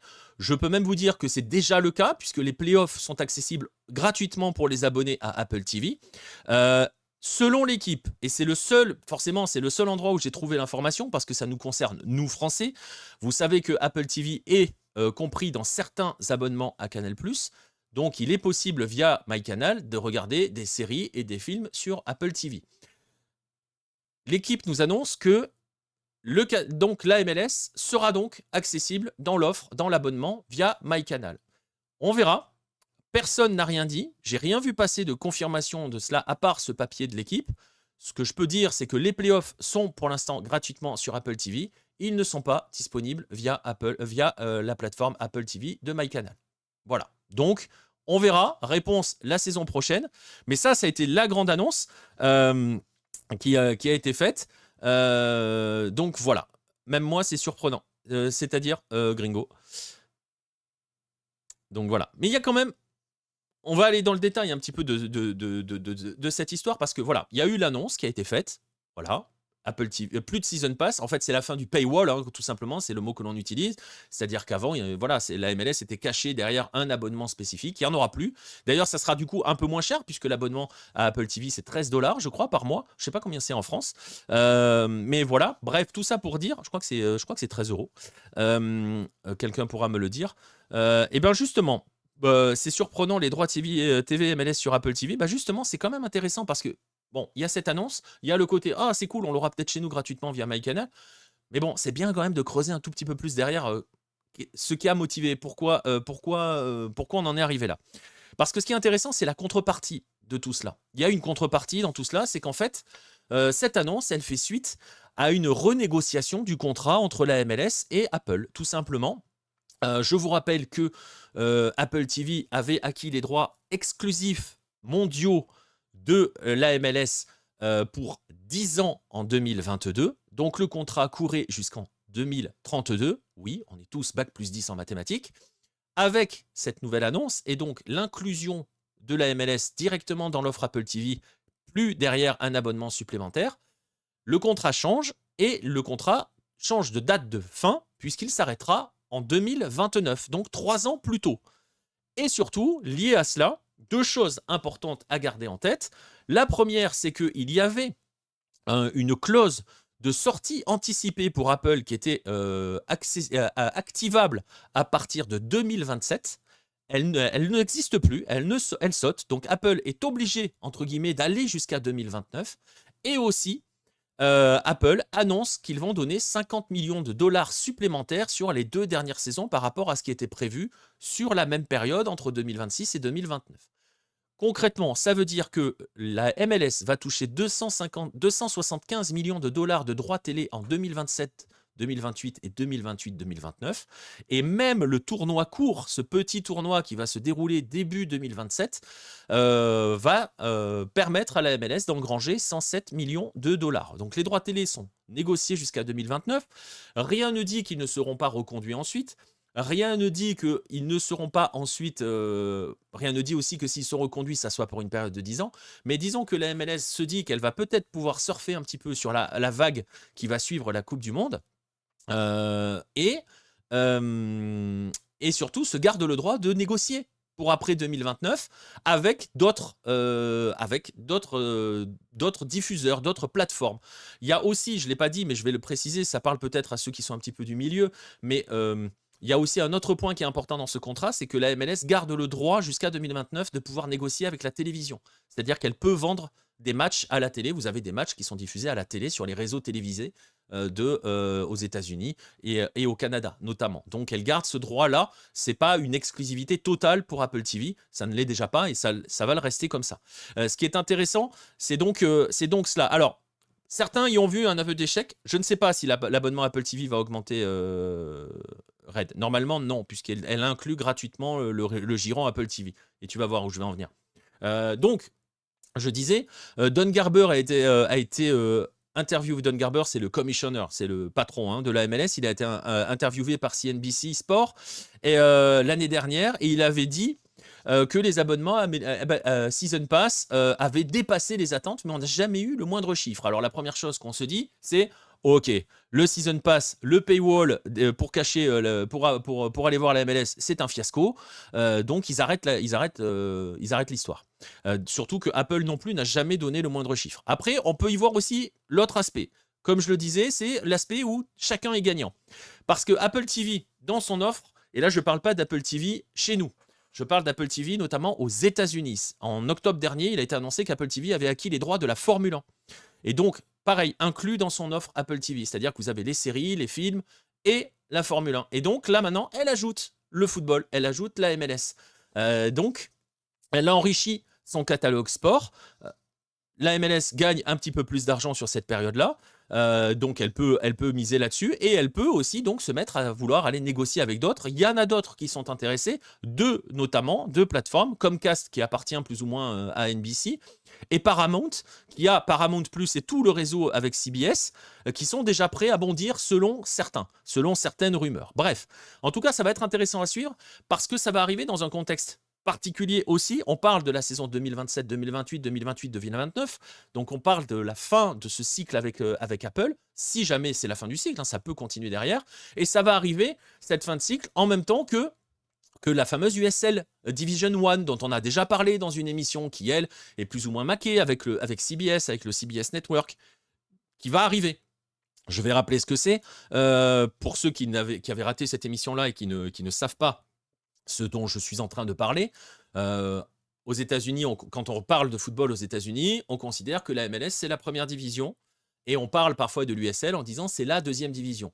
C'est un peu un raccourci rapide, c'est un peu un abus de langage parce qu'il n'y a pas de passerelle, il n'y a pas de promotion-relégation en MLS et les deux divisions ne sont pas gérées par les mêmes personnes. En fait, ce qu'il faut retenir, c'est qu'aux États-Unis, il y a deux ligues professionnelles, il y a deux LFP, entre guillemets, il y a la MLS et il y a l'USL. L'USL, elle a plusieurs divisions qui existent déjà, vous les voyez sur ce tableau si vous avez la vidéo. Il y a l'USL Championship, la Ligue 1, la Ligue 2. La Ligue 2 est une division semi-pro, il y a quelques clubs professionnels, mais beaucoup de clubs amateurs, ils sont 144 dans l'USL 2, l'USL Ligue 2. Donc, ils sont 144 clubs. Donc, il y a un maillage territorial de fou. Et donc, elle est considérée comme, pour l'instant, aujourd'hui, la meilleure division du USL, qui s'appelle l'USL Championship, est considérée comme une division 2, parce qu'elle ne remplit pas le cahier des charges fixé par la fédération pour être une D1, et notamment, une D1, ça doit qualifier aux compétitions continentales, ce qui n'est pas le cas du Championship. Voilà. Retenez ça, c'est simple. Si vous voulez en savoir plus, je mettrai le lien. Il y a un dossier qui avait été consacré justement à l'annonce de l'arrivée de la Division 1 en USL. Et donc, je disais, ça va être intéressant parce que ça va arriver en même temps que la Division 1, qui, elle, maintenant, aujourd'hui, enfin, pas aujourd'hui, ça n'a pas été annoncé ce lundi, mais aujourd'hui est annoncé pour démarrer en 2028. On nous avait dit au début que ça serait après la Coupe du Monde 2026. Là, c'est pour 2028. J'en profite pour faire une petite mise à jour d'ailleurs des dernières informations sur cette Division 1. Donc Division 1 qui qualifiera pour la Conca Champions et qui donc sera la concurrente directe de la MLS. Il y aura deux premières divisions aux États-Unis. Voilà.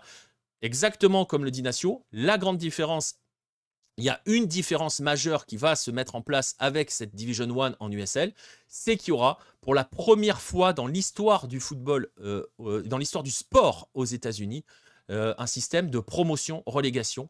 À la fin de la saison, on en sait un petit peu plus, à la fin de la saison, la plus mauvaise équipe de Division 1 sera reléguée en Championship et remplacée par la meilleure équipe de Championship.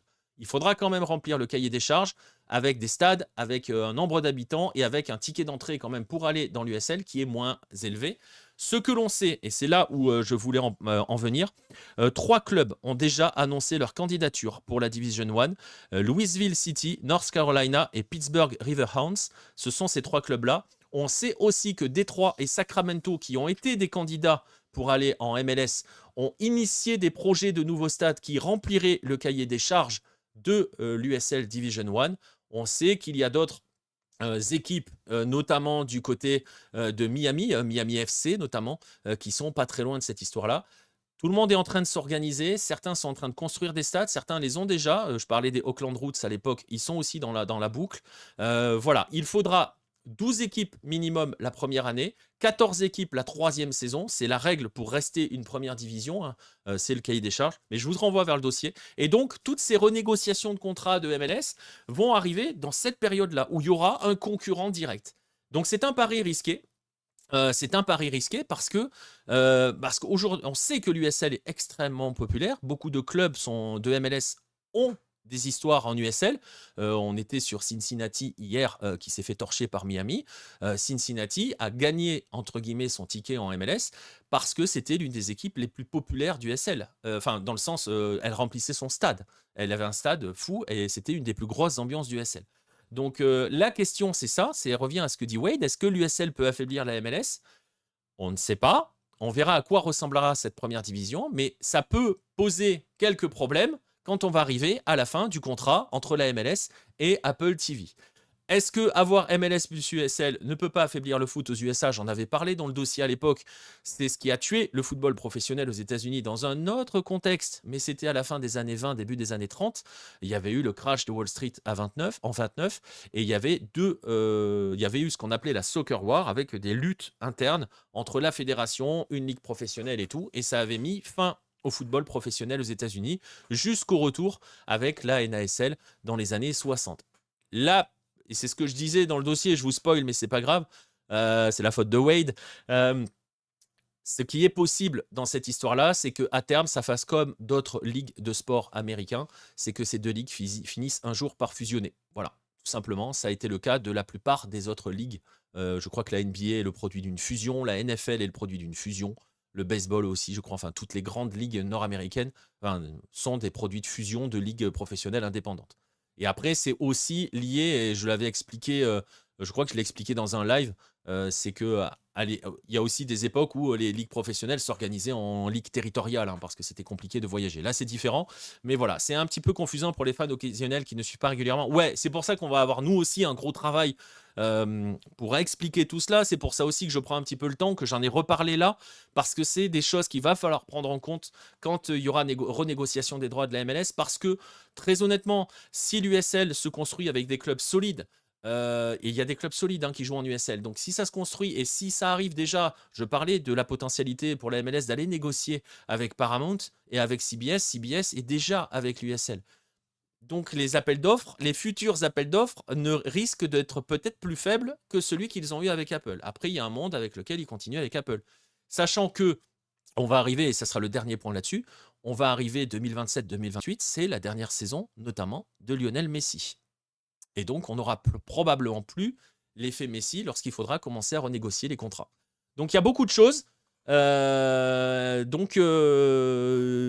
va être intéressant, ça va bouger. De toute façon, il y a le catalyseur Coupe du Monde qui va jouer son rôle aussi. Et il va se passer des choses parce qu'on est dans un pays où il se passe toujours des choses, notamment vis-à-vis de tout cela. Mais en tout cas, voilà, tout ce qu'il faut garder en tête, plus pragmatiquement parlant, si c'est français, pour rester plus pragmatique pour vous, suiveur français de la MLS, il faudra surveiller si on l'a sur Canal l'année prochaine dans l'offre pour ceux qui ont l'abonnement qui ouvre Apple TV. Et sinon, ben, il faudra juste prendre un abonnement Apple TV. Et en gros, concrètement, pour dire les choses très vulgairement, c'est-à-dire en parlant d'argent, ça coûtera moins cher. Voilà, que cette année pour suivre la NFL. Voilà, la NFL. La MLS. On va y arriver. C'est parce que j'ai vu le message avec NFL de Natio. C'est ta faute, Natio. Bref, on va aller sur le dernier dossier de la semaine, sur la dernière news de la semaine. Je le disais qu'on allait finir en Argentine. On va finir en Argentine. On est obligé de finir en Argentine parce que vous l'avez peut-être vu, il s'est passé encore des choses. Il se passe toujours des choses en Argentine. Je ne parle pas encore de l'anous, mais il s'est passé des choses en Argentine ce week-end. Vous le savez peut-être ou pas si vous avez suivi. On est en pleine période de play-off en Argentine. Pour ceux qui ne suivent pas le football argentin, qui ne savent pas comment ça fonctionne, en Argentine, on a 2 tournois dans l'année et des tournois qui sont en fait sur des modes un peu MLS, un peu Liga MX, peut-être plus un peu MLS, parce qu'on a créé 2 conférences, 2 groupes de 15 équipes et à l'issue des journées de phase régulière, on va qualifier les 8 de chaque groupe pour les playoffs et on obtient le tableau que vous avez actuellement sous les yeux en les croisant, c'est-à-dire que le meilleur... l'équipe première de la zone A va affronter le 8e de la zone B, et ainsi de suite, et ainsi de suite. Et comme d'habitude en Argentine, on va pas parler de ce qu'il se passe, on va pas parler des résultats pour l'instant, on peut en donner, je peux vous donner le premier quart de finale, c'est Boca Argentinos, on en parlera tout à l'heure, on va attendre pour Lanús Tigre, Racing joue River, là ça a dû démarrer, Central Estudiantes, Central Cordoba, San Lorenzo, on va en parler dans un instant, il y avait un superbe Barracas Riestra, voilà, merci à Nacio qui me dit que c'est la prolongation qui va se jouer. Il y a un Union contre le Gimnasia aussi de l'autre côté. Voilà, je vous ai donné le tableau. On n'est pas là pour parler de foot parce que c'est malheureusement toujours le cas en Argentine. Il y en a toujours qui viennent nous mettre un petit peu le bazar. Et pourquoi ? Parce que la grande spécialité des instances argentines, c'est de s'amuser à changer les règlements en cours de saison ou de changer les choses, de rajouter des choses. On se souvient qu'il y a quelques années, en cours de saison, ils s'étaient dit... Ah ben finalement cette année il n'y aura pas de descente. Les mecs se fracassent la gueule pendant 6 mois pour essayer de lutter pour leur survie, puis on leur dit bah finalement non c'est bon, t'inquiète. Voilà. Donc là rien de cela, mais une décision, une seule, qui a mis le feu aux poudres. Cette décision, c'est cette photo. C'est des joueurs de Central avec André Di Maria qui mettent la main sur un trophée. Quel trophée me direz-vous? Vous avez vu qu'il y avait écrit Campeón de la Liga 2025. Voilà, Rosario Central a été décrété champion de la Liga 2025. Alors vous allez me dire, mais attends, tu me parles de Rosario Central qui est champion alors que le championnat n'est pas terminé. Et sachant qu'il y a eu un vainqueur du tournoi d'ouverture qui était Platense.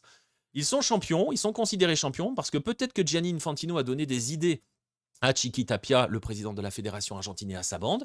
Rosario Central est l'équipe classée première de la table annuelle. La table annuelle, c'est le classement combiné entre le tournoi d'ouverture et le tournoi de clôture qui est en train de se disputer là. Si je ne vous ai pas perdu, c'est très fort.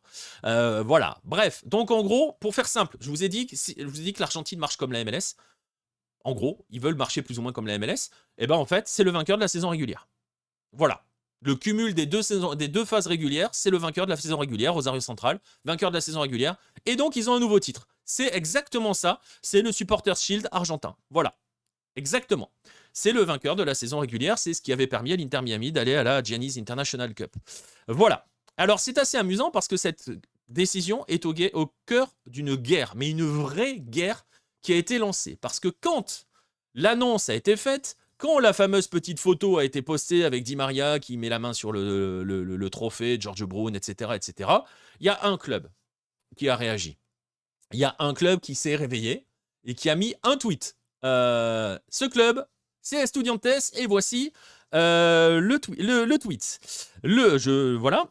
En gros, le club explique. Je vais vous le traduire. Le club Estudiantes de La Plata communique auprès de ses sociaux, socia et supporters et communautés que lors de la réunion du comité exécutif de la Ligue professionnelle du football argentin, il n'y a eu absolument aucun vote par rapport à la question de reconnaître le titre de champion de la Liga 2025. En d'autres termes, ils expliquent, il n'y a pas eu de vote, c'est Tapia qui a décidé tout seul de refiler un titre à Central.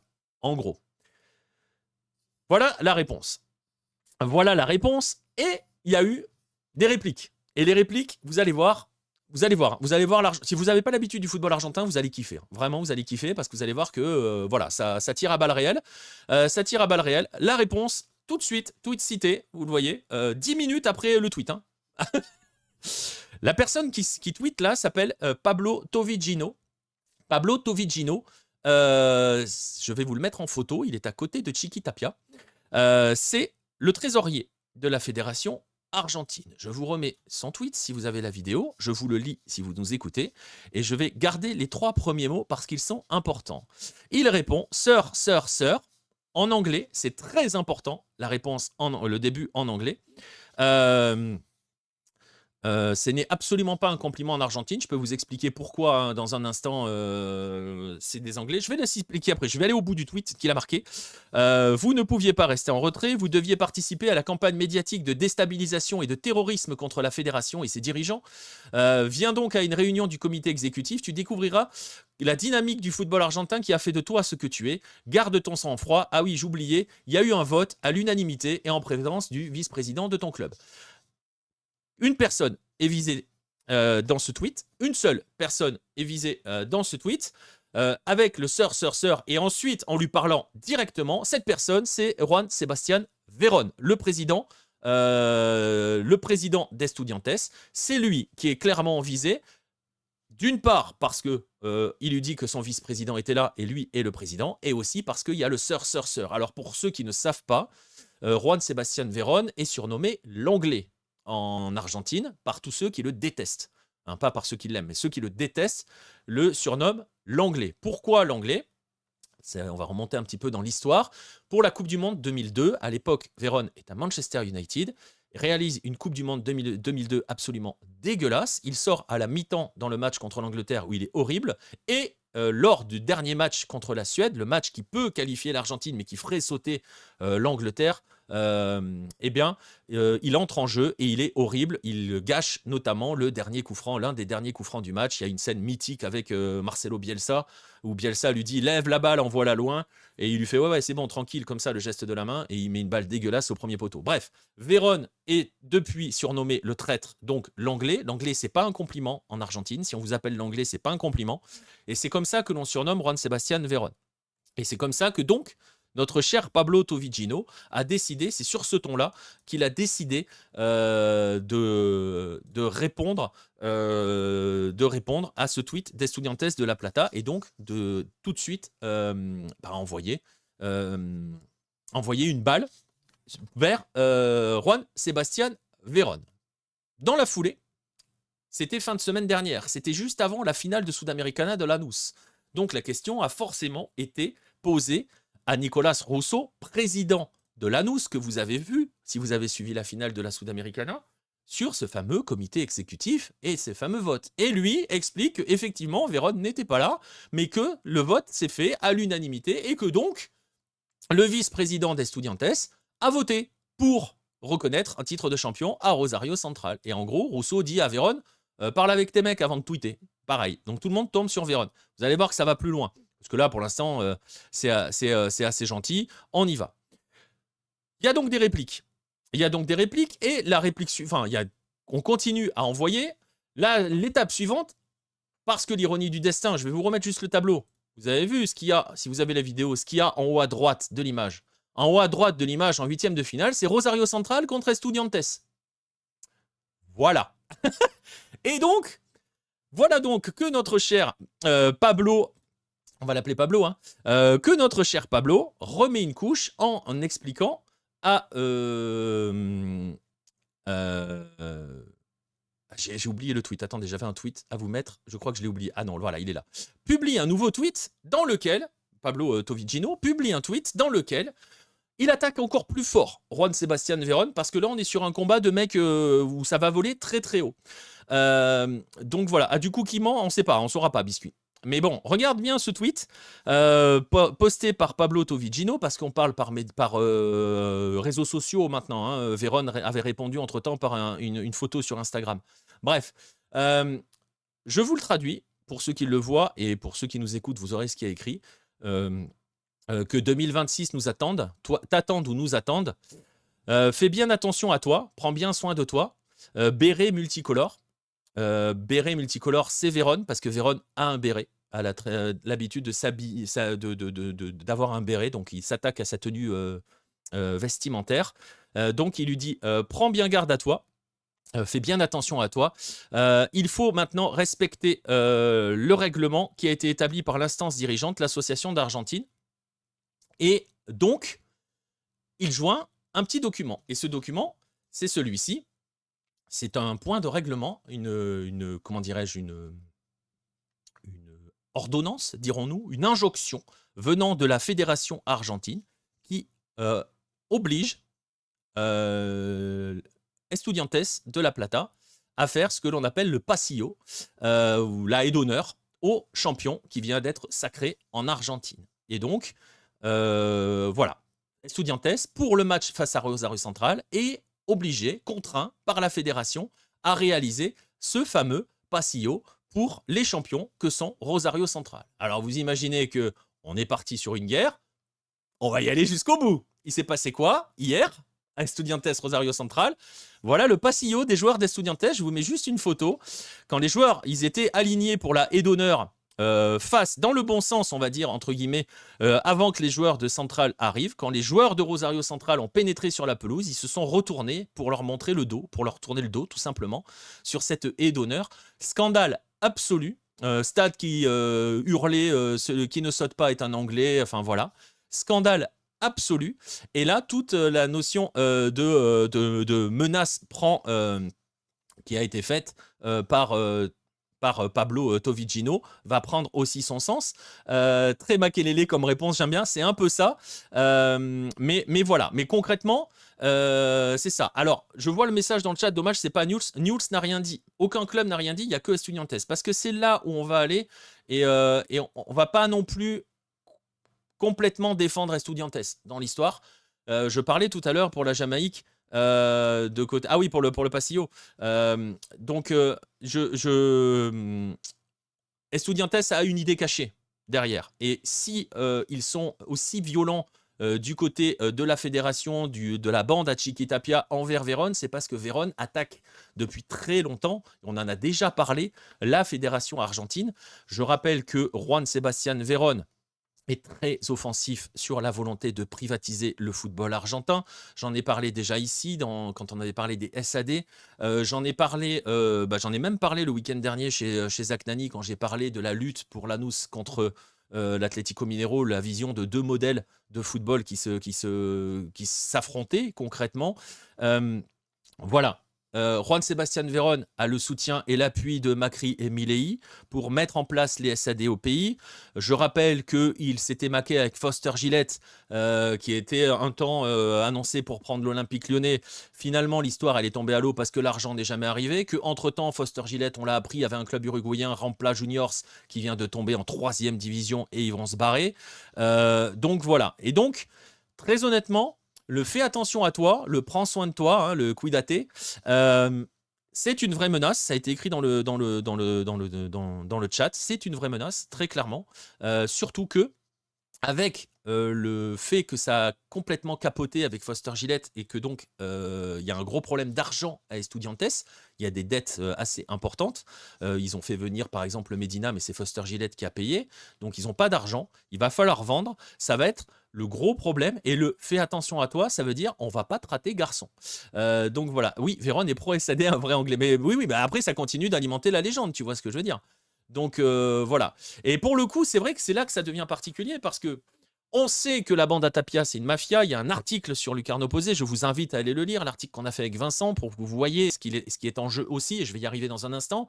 Il y a cette mafia-là. Hein, c'est une mafia, hein, comme à l'époque de Grandona. Donc, on ne va pas les défendre non plus.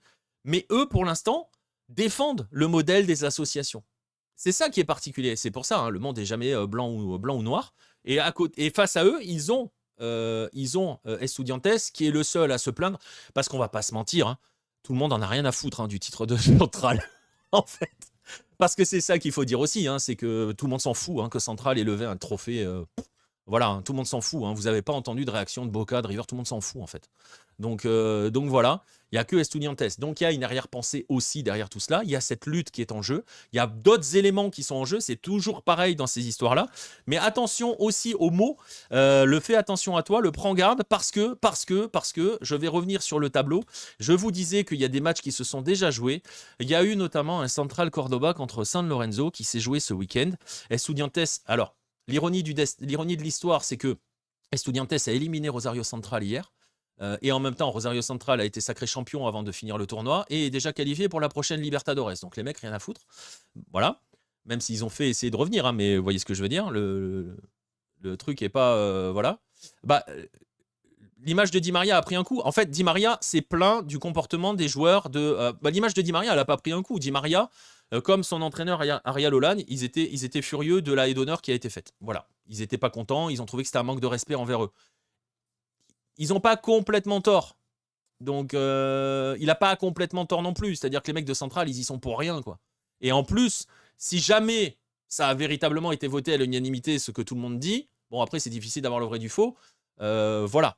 Bref, tout ça pour dire que Estudiantes s'est qualifié et que Estudiantes va affronter Central Cordoba en quart de finale. Et pourquoi je dis qu'il faut faire attention au fait qu'ils vont affronter Central Cordoba? Si vous avez lu l'article que l'on a écrit avec Vince, Central Cordoba, c'est un club qui appartient à cette fameuse mafia de Chiquitapia, puisqu'il est soutenu, mais vraiment soutenu, par notre cher Pablo Tovigino, puisqu'il est allié du gouverneur local, Gerardo Zamora. On est du côté de Santiago del Estero pour Central Cordoba. C'est la fameuse histoire avec le stade et tout. C'est le bordel, j'espère que vous avez suivi. Sachez que c'est une guerre de mafia, concrètement, une guerre d'intérêts. Vérone, dès qu'il peut faire chier la Fédé, il va le faire parce que lui veut mettre en place les SAD. C'est le seul moyen qu'il a de sauver son club, on va dire ça les choses comme ça. De l'autre côté, Tapia et sa bande font en sorte de s'en mettre plein les poches en nourrissant leurs meilleurs copains et en faisant monter des clubs. On a parlé de Barracas Central, de Riestra qui s'affrontent là. On va les retrouver soit en Libertadores, soit en Sudamericana l'année prochaine, les amis. Hein, préparez-vous. Donc voilà. Et donc, on avait Central Cordoba en Libertadores cette année, hein, dans le groupe de Flamengo et de la LDU. Bref, tout ça pour dire que Central Cordoba a éliminé San Lorenzo hier dans un match absolument scandaleux, mais alors absolument scandaleux. Je ne vous mets pas les images, parce que je ne sais pas s'ils les ont mises sur le résumé. Ils ont eu un penalty inexistant pour égaliser. Un joueur de Central Cordoba a mis un coup de coude plein visage, pas de carton rouge. Expulsion de Romagna côté San Lorenzo pour une simulation d'un adversaire. Deuxième coup de coude d'un mec de Central Cordoba sur un gars de San Lorenzo qui parcelle au but, pas faute. Et San Lorenzo termine à 9. Voilà, rien de nouveau, c'est l'Argentine. Mais là, ça se voit, encore. Ça a été un vol absolu. Du coup, Central Cordoba s'est imposé 2-1. Ça a fait tout le tour des médias depuis. Tout le monde est absolument scandalisé par ce qu'il se passe. On le sait. On sait très bien qu'on est parti pour... voilà, vous voyez ce que je veux dire? Je pense que le Barracas Riestra, celui qui va avancer, va aller affronter Central Cordoba en demi-finale. Voilà, bref, on sait que c'est le bordel, que ça va être compliqué. On en a parlé, il y a un article. C'est une guerre de mafia. Vraiment, c'est du grand n'importe quoi. C'est aussi cela qui est très difficile, vraiment pour le coup, quand tu t'intéresses au football argentin, parce que quand tu suis le championnat, tu sais que les dés sont pipés en fait. Comme à la grande époque de Grondona, mais encore pire. Là, on est dans les années 70 en gros. Et pour répondre à la question, pour River, la Libertadores, c'est mort. Pas encore, mais s'ils sortent ce soir, c'est quasi mort. Central Cordoba, c'est pas le club qui appartient à Tapia. Le club qui appartient à Tapia, c'est Barracas Central. En fait, il lui appartient plus, il appartient à son fils. Mais le stade porte le nom de Claudio Tapia. Mais c'est son club. Son club, c'est Barracas Central. Voilà. Et Central Cordoba, c'est le club soutenu par le trésorier de la fédération. Voilà. C'est des clubs qui n'existaient pas il y a 5 ans. Enfin, vous voyez ce que je veux dire. Mais on en a parlé. Non, j'ai aucun écran sur Riestra Barracas, faut pas déconner. Je vous invite à ne pas regarder. Et River perd actuellement, c'est vrai. Voilà, donc on va se régaler. C'est continuer à être règlement de compte à Hockey Choral. Voilà, ça continue à être le western, hein, comme j'ai vu passer dans le chat. Je vais quand même résumer parce que la décision avec ce titre de champion de Rosario Central, c'est le moment pour vous de prendre des notes. Ça sera la dernière, hein, avant la fin de l'émission. Donc prenez des notes, les amis. En 2026, les clubs argentins vont lutter pour 8 titres. Le tournoi d'ouverture, le tournoi de clôture, le trophée des champions, le Trofeo de Campeones, qui va opposer les vainqueurs de ces 2 tournois. Ça fait 3 titres. Okay. Ensuite, vous avez donc le vainqueur de la table annuelle, le Campeón de la Liga, le petit nouveau donc. Vous avez aussi un truc qui va s'appeler le Campeón del Ano, le champion de l'année. Ça va être une triangulaire qui va être organisée, donc un tournoi à 3, qui va être organisé entre le vainqueur de l'Apertura, le vainqueur du Clausura et le leader de la table annuelle. Ça, c'est le champion de l'année. Vous avez ensuite la Copa Argentina. Vous avez la Super Copa Argentina qui oppose le vainqueur du Trophée des Champions au vainqueur de la Copa Argentina. Si vous me suivez, les gars, vous êtes forts. Hein. Vous avez la Super Copa Internationale qui va bientôt s'arrêter. Normalement, c'est la dernière édition l'année prochaine. Elle est née en 2022. Qui, elle, oppose le vainqueur de la table annuelle, donc celui qui a gagné le trophée, le Campeón de la Liga, à celui qui a gagné le Trofeo des Campeones. Ça peut être le même en plus. Donc voilà. C'est un bordel pas possible. Et donc voilà, on va s'amuser. On aura peut-être après d'autres petits trophées, hein, je sais pas, des trophées, je sais pas, le vainqueur, le trophée de la meilleure équipe du mois de janvier. Voilà, on aura peut-être 27 titres de champion. On rigole, mais certains de ces titres-là permettent de se qualifier pour les compétitions continentales. Ah, ils sont pires que la LFP, mais quand je disais chez Zach l'autre jour, quand je ne sais plus de quoi je parlais à ce moment-là, ah si, pour les arbitres, je disais nous à côté on est des enfants, mais les instances à côté on est des enfants.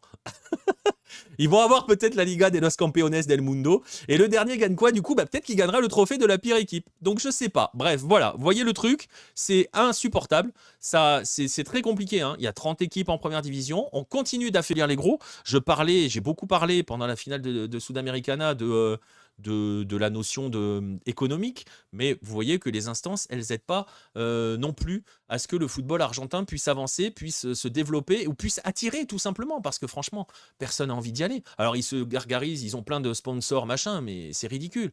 Et bon, bref, voilà. Dans ce climat-là, on va quand même dire un mot, et on terminera cette émission là-dessus. On va dire un mot sur ce qui s'est passé samedi. On va pas trop parler du match, parce que j'en suis désolé pour tous ceux qui ont découvert le foot Sudam en regardant le match chez Zach Nani.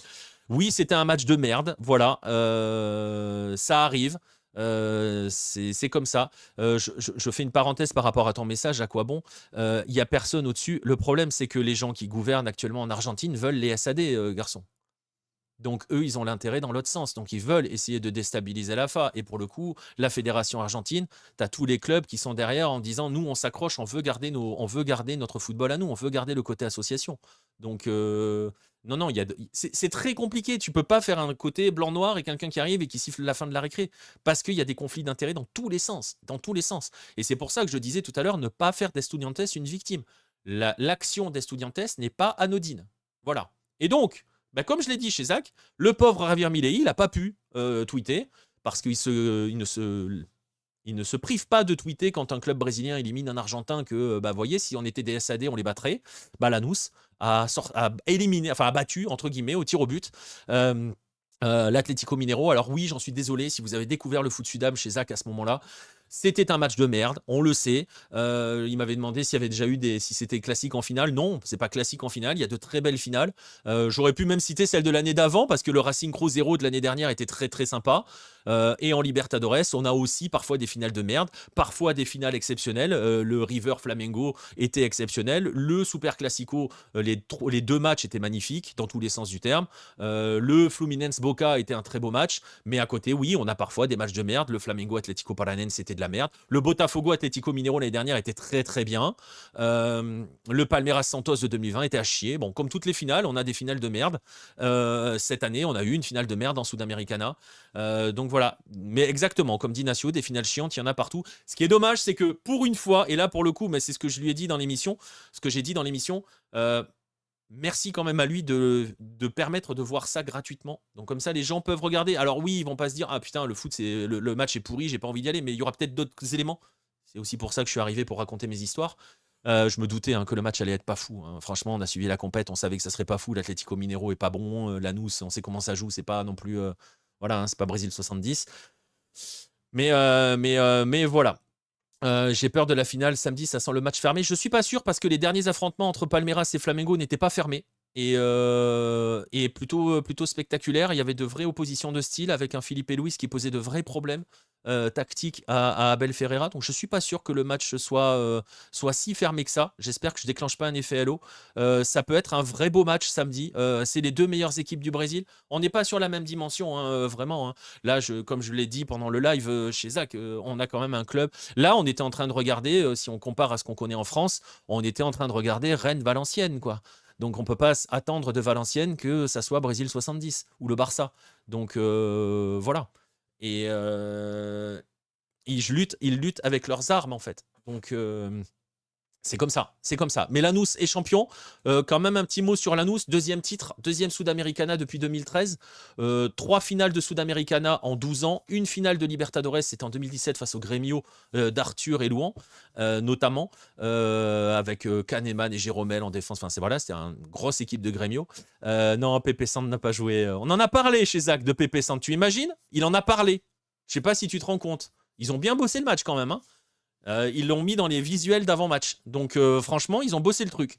Donc Acosta, magnifique penalty. Acosta, je pense qu'il avait 3 grammes. Enfin, il a sniffé de la coke avant d'entrer, c'est pas possible. Mais bon, tout ça pour dire donc, je le disais, 4e finale en 12 ans, deuxième victoire. Surtout en 12 ans, deuxième Sudamericana. Ils rejoignent à la tête, en tête du palmarès, tous ceux qui sont à 2, la LDU, Independiente del Valle, Boca, Independiente et l'Atlético Paranaense, qui est le seul Brésilien à 2 points. C'est pas une compétition qu'aiment trop les Brésiliens. Ça fait 11 à 9, je crois. 11 à 9 ou 11 à 5 pour l'Argentine, je sais plus.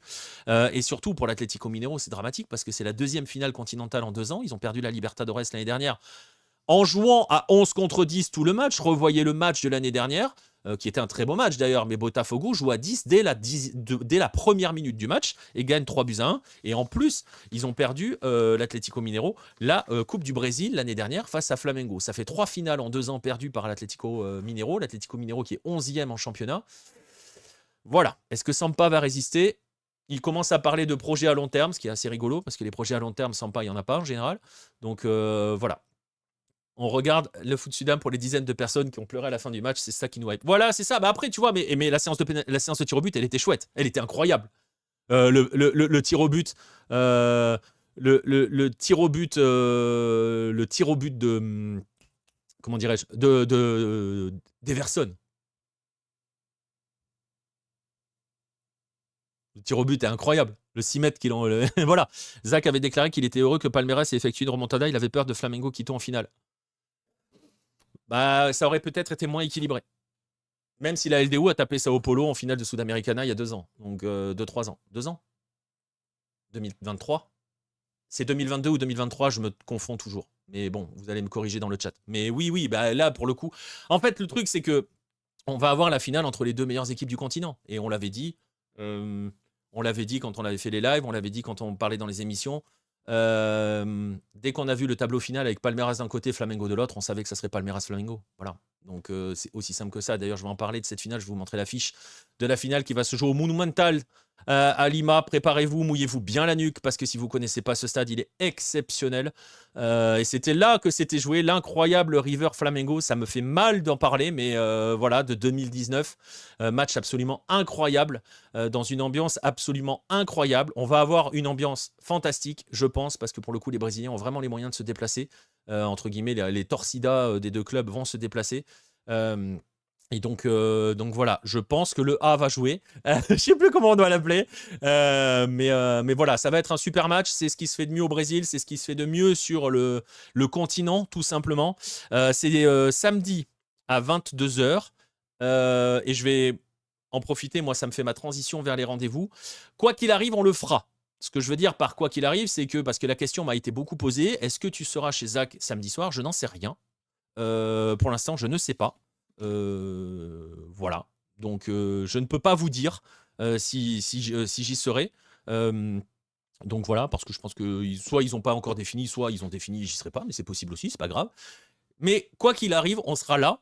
C'est-à-dire que soit je serai chez Zach, soit je serai ici sur Twitch pour suivre le match. Non, Vincent sera pas au stade. Vincent, je crois qu'il est en Argentine en ce moment. Donc il sera pas au Pérou, je pense pas. De toute façon, il est ni de Palmeiras ni de Flamengo. Et voilà. Merci. Nacio, il a mon conducteur sous les yeux. C'est incroyable. Il est incroyable.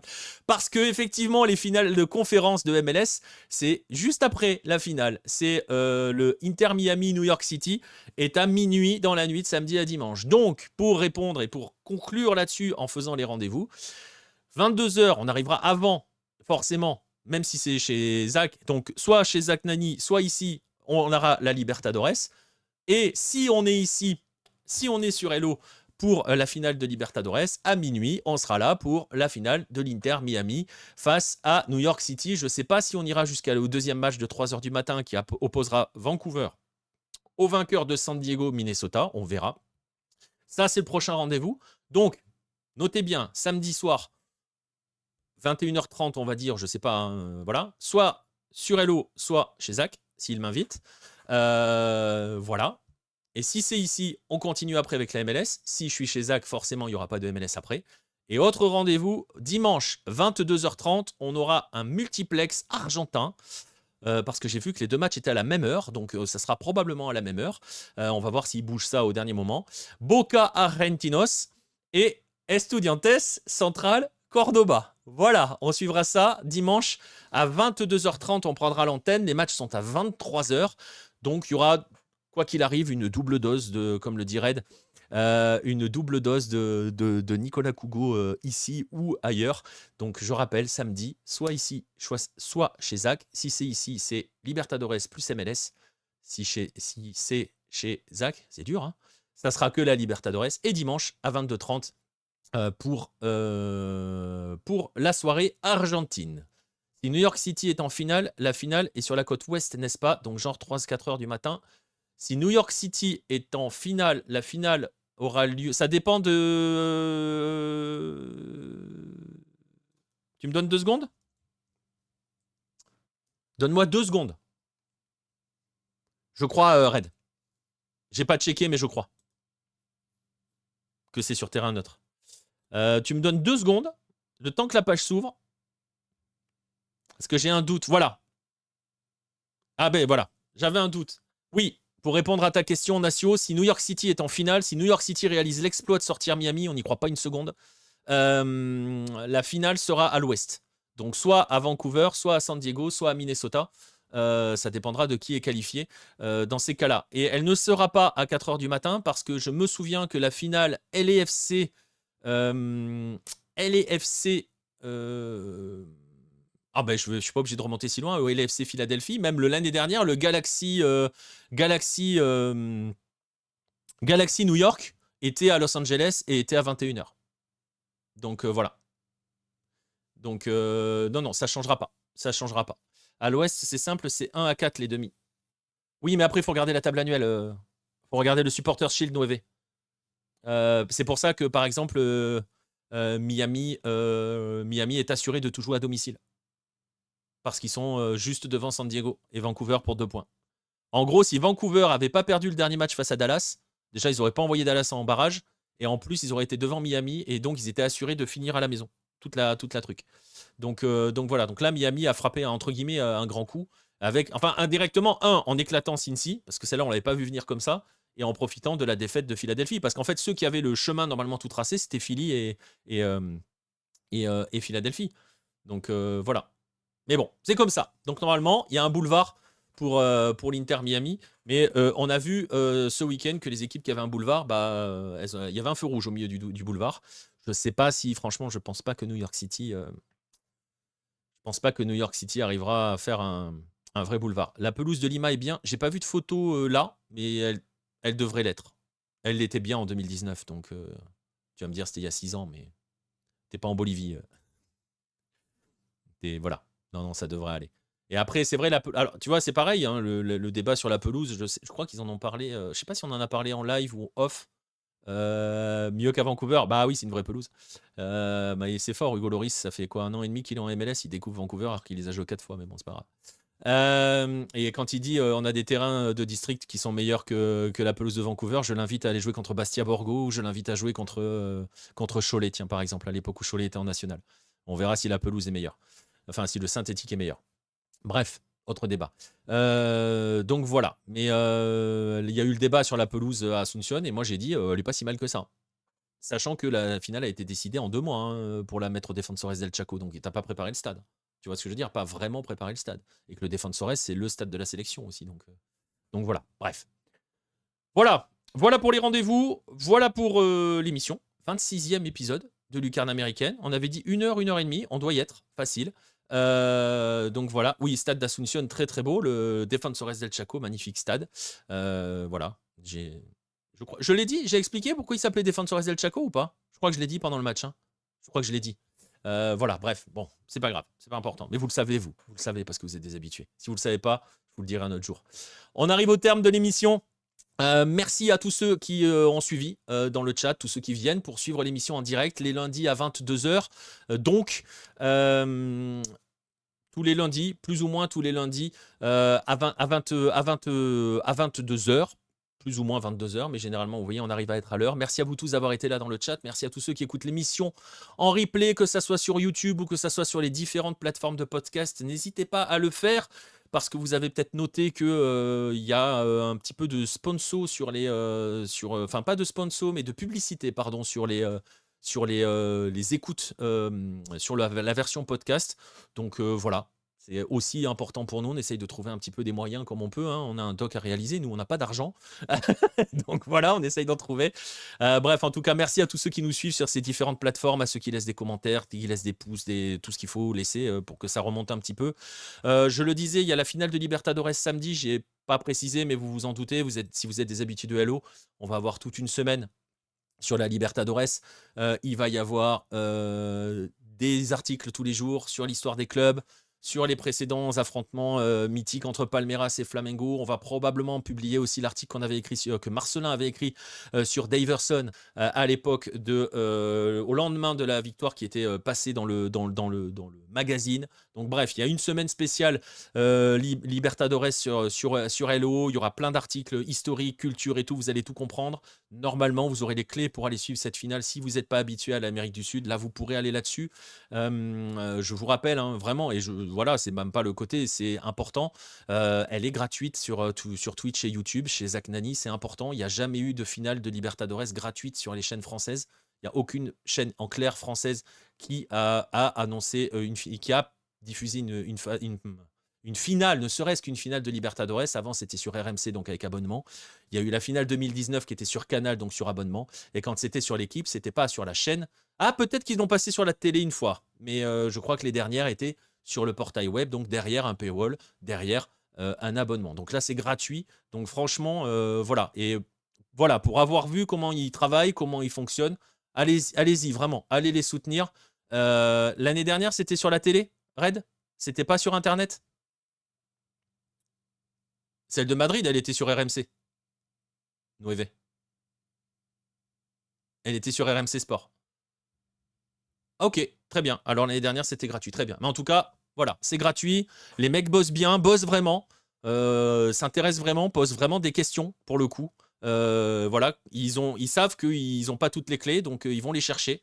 Donc voilà, n'hésitez pas à y aller. Nous, on sera là, soit chez eux, soit ici, samedi. Et donc, je le disais, toute la semaine, on va dérouler des histoires sur le site. Il y aura des formats vidéo sur TikTok. Il y en a déjà un qui est sorti cet après-midi. N'ayez pas, hein, si vous êtes sur ce réseau, hein, allez-y, hein, faites-le monter, faites-le pousser.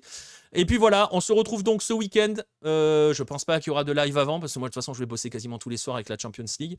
On se retrouve ce week-end, ici ou ailleurs. Et ici et ou ailleurs même, on peut dire ça ainsi. Merci à vous tous de nous avoir suivis, merci à tous ceux qui écoutent en replay.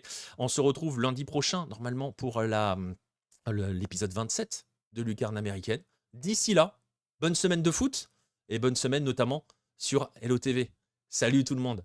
Le plus beau, c'est le Monumental, Nueve. Mais je suis pas... je suis pas objectif. Non, le cylindro est magnifique, vraiment. Pour le coup, le cylindro est magnifique. Allez, salut tout le monde.